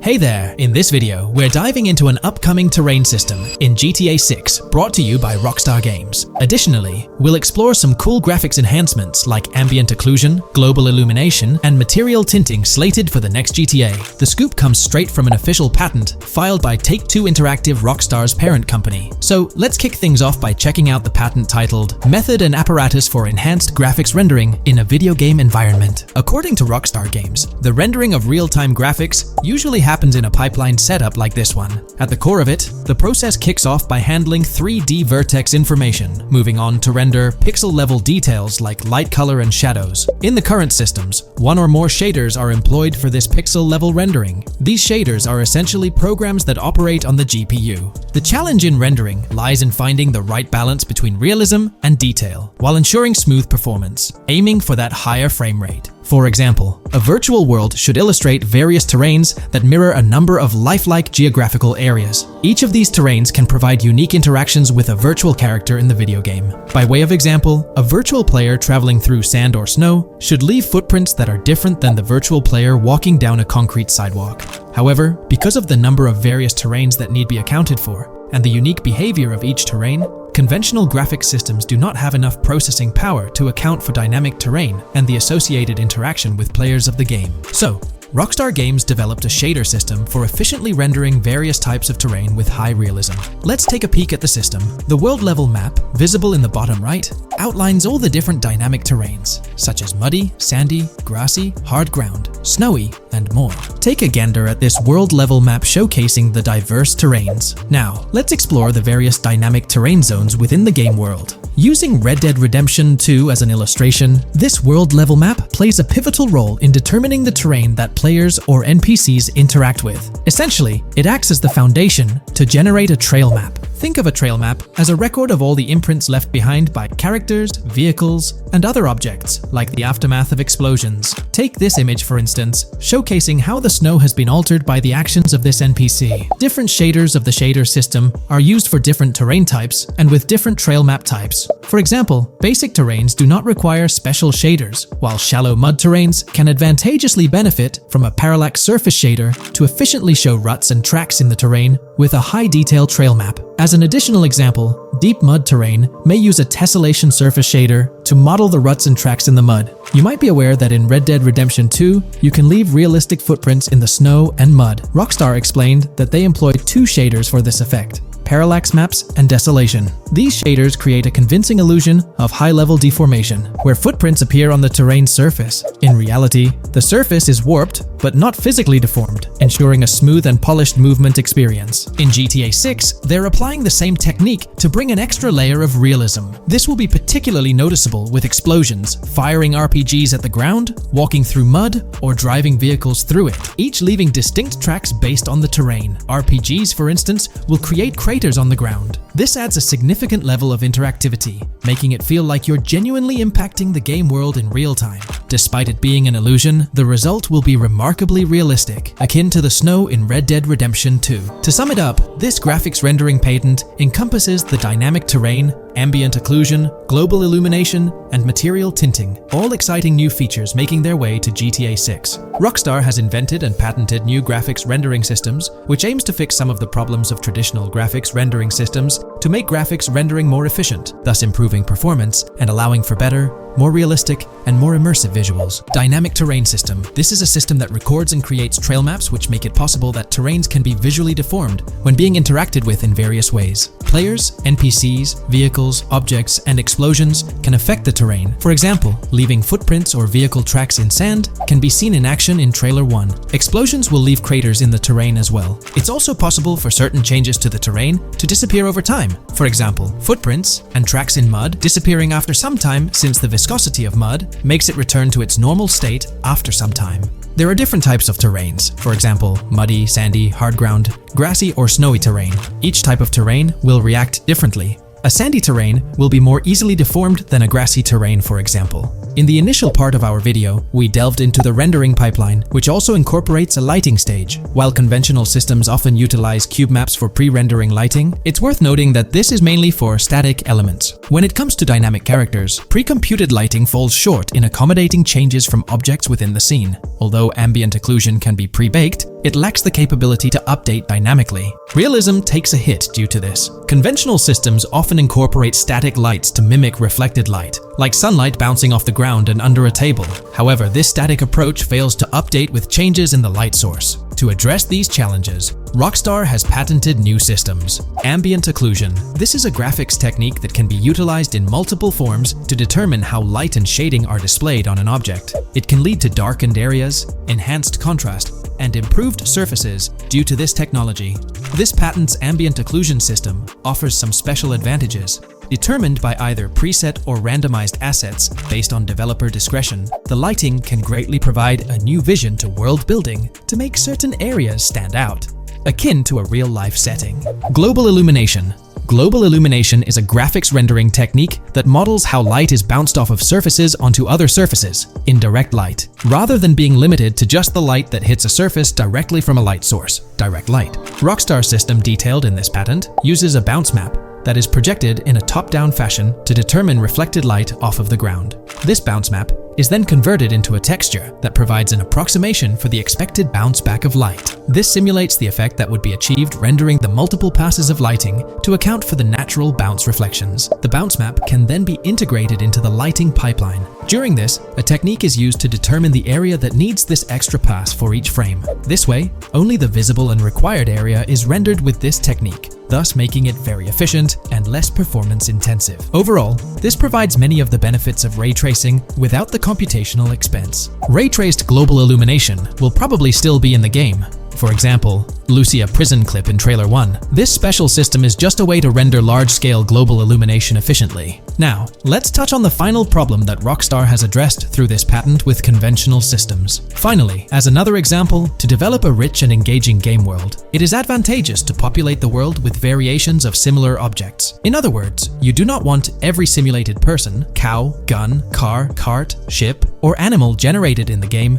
to look the same. Because the 3D model for many of these objects would be identical, variation was traditionally accomplished by creating different texture files to paint a different look on the object. For example, two variants of a cow model could be created, one with a texture to create a brown cow, and the other with a texture to create a black cow. These prior art systems created the desired variety at the cost of artist time, computer memory, and resources to maintain a multitude of different hand-authored variants for each in-game object. To combat this, Rockstar is introducing material tinting. RDR2 had a system that could tint the color of clothes to create far more variations on NPCs. This new patent is an evolution of that system and allows for creating of several in-game object variants from a single model. It can not only modify an object's colors, but other material properties, such as metalness and lighting parameters, or add additional layers to it, such as mud, snow, or dust as well. Envision the extent of customization that awaits in this game. Summing up the official patent for graphics rendering, it's evident that Rockstar has elevated numerous systems from Red Dead Redemption 2. Share your thoughts on everything covered in today's video in the comments below. There's been quite a buzz about Jason, one of the main leads in the highly anticipated Grand Theft Auto 6. People are spinning theories left, right, and center, suggesting he might be an undercover cop, an agent, an ex-cop, or even someone with a military background. It's been the talk of the town ever since the first official trailer dropped. Now, I've got to warn you, what we're about to discuss might just spoil a bit of the GTA 6 storyline for you. But hey, if you've been keeping tabs on the GTA 6 grapevine, chances are you've already heard murmurs about these theories. Now, I gotta stress, folks, that as exciting as these speculations are, they're just that, speculations. Nothing set in stone. But here's the deal. There are some interesting things in Jason's outfit from certain glimpses in the trailers and Rockstar's promotional stuff that sort of fuel these speculations. They're like breadcrumbs teasing us about Jason's potential undercover identity. So today, I'm here to unravel these clues and take you through the evidence we've got so far. We'll start with the very first trailer of Grand Theft Auto 6. You know, the one that set the internet on fire? We'll dissect it bit by bit and get into the nitty-gritty of this theory that's got the GTA 6 community all hyped up. And it's not just about the trailers, folks. Oh no, there's a whole treasure trove of articles out there discussing findings made by fans, diving into details, and connecting dots. We're gonna sift through all that too. And hey, while we're at it, let's not forget about the actors. There's been some chatter about who might be stepping into the shoes of Jason in this game. So we'll toss that into the mix as well. There's plenty to unravel, and we're here to explore every nook and cranny of this speculation, piece by piece. So grab your favorite snack, get comfy, because we're about to embark on a journey through the GTA 6 speculations, theories, and rumors about Jason. Let's start off by jumping into this interesting Reddit post. I've seen some speculation that Jason is an undercover cop makes sense since we see first-person gameplay of a police raid. I'm guessing he falls in love with Lucia, and his storm between his duty and his love could be not true, but it seems like it would be a good twist in something Rockstar would do. Okay, let's take a deeper dive into this scene where we encounter these 4 police officers. They're pretty unmistakably cops with that distinct police badge on their body armor. It's crucial to note the small details here, especially regarding their attire, as it might hold some key information. Now, among this squad of officers, there's one guy who stands out from the rest. He's chilling on the far right, sporting a casual white tank top, while the others are all suited up in body armor, their caps turned backward. This difference suggests a hierarchy within the group, making us wonder if this dude's perhaps a higher up or holds a different position within the force. The intriguing part, though, is the context of this scene. It feels like a pivotal moment, almost as if these officers are significant characters in the narrative. But let's pump the brakes a bit. It's all speculation at this point. We can't be certain of their importance or their roles in the storyline just yet. Now, let's loop this back to Jason, the main focus of our attention. There's a striking connection here. The cop on the far right and the one in the middle, both sporting these distinct olive green cargo pants. These pants seem to be a part of their uniform, something that catches the eye. But here's the twist. The same style of cargo pants is seen on Jason in the official Grand Theft Auto 6 artwork released by Rockstar. Coincidence? Maybe, but it feels like too much of a match to ignore. What's up with these pants? Is it a fashion trend among the police force in the GTA 6 universe? Or could it be hinting at a deeper connection between these officers and our protagonist Jason? The plot thickens, and we're left to ponder the significance of these subtle visual cues. Is there a backstory linking these officers to Jason? Or is it merely a design choice by the creators to establish a visual pattern? We're left with questions, my friends. Questions that make us itch to uncover more about this intriguing storyline. So, buckle up as we continue this investigation, piecing together clues and theories, aiming to decipher the enigmatic links between these officers and our mysterious main character, Jason. There's a whole world of possibilities waiting to be explored within the realm of Grand Theft Auto 6. Let's dive into this article by Exputer that further supports this rumor. GTA 6 fans have been busy digging into the lore of both protagonists since the trailer dropped. It appears that users may already have found notable details about Jason. A slew of forums and posts have popped up with speculations with evidence that complies with prior findings. A post by the Redditor, Jack_Torrance80, on the GTA 6 subreddit solidifies the past rumors that clarified that Jason would start the game as a cop. The pants worn by the protagonist in the GTA 6 poster are a part of the official uniform of Miami-Dade Police. The green cargo pants are the same color used by the Miami-Dade Police SWAT team. Additionally, the inclusion of body cam footage in the trailer may also imply his past background as a cop. It is speculated that he was dismissed from the service during the events of the game, having to continue his life as a petty thief. In the side-by-side comparison, you'll notice something intriguing. Those pants on the right in the image are an exact match to the ones worn by those police officers in the trailer clip. The detailing with those black bands and the gun holsters, it's all there. But here's where it gets interesting. Jason, in the official artwork, doesn't seem to have any of those gun holsters. It's as if he decided to part ways with that gear when he left the police force, holding onto only those distinctive pants. Now, about that white tank top he's sporting in the artwork, it bears a striking resemblance to the one worn by the cop, positioned on the far right in that clip. It's these little connections that make you wonder if there's more to it than meets the eye. Could it be a deliberate choice by the creators to hint at Jason's past, subtly linking him to the law enforcement world? Or is it just a coincidence? In the comments of the Reddit post, a user says, he is probably a dismissed cop or soldier, got too desperate and started to do petty crimes. Lucia brings him the local connections and scores, and he uses his former police training skills in weaponry and vehicles. A dismissed corrupt cop or soldier, a freshly out of jail ex-prisoner. Victor Vance and Tommy Vercetti. And there could be more parallels between these two pairs of characters if you think about it. Vic was being betrayed again and again in his storyline. When he finally decided to quit, his brother pushed him to enter another deal with Tommy, which eventually killed him. Tommy, on the other hand, is a more cunning and ambitious person.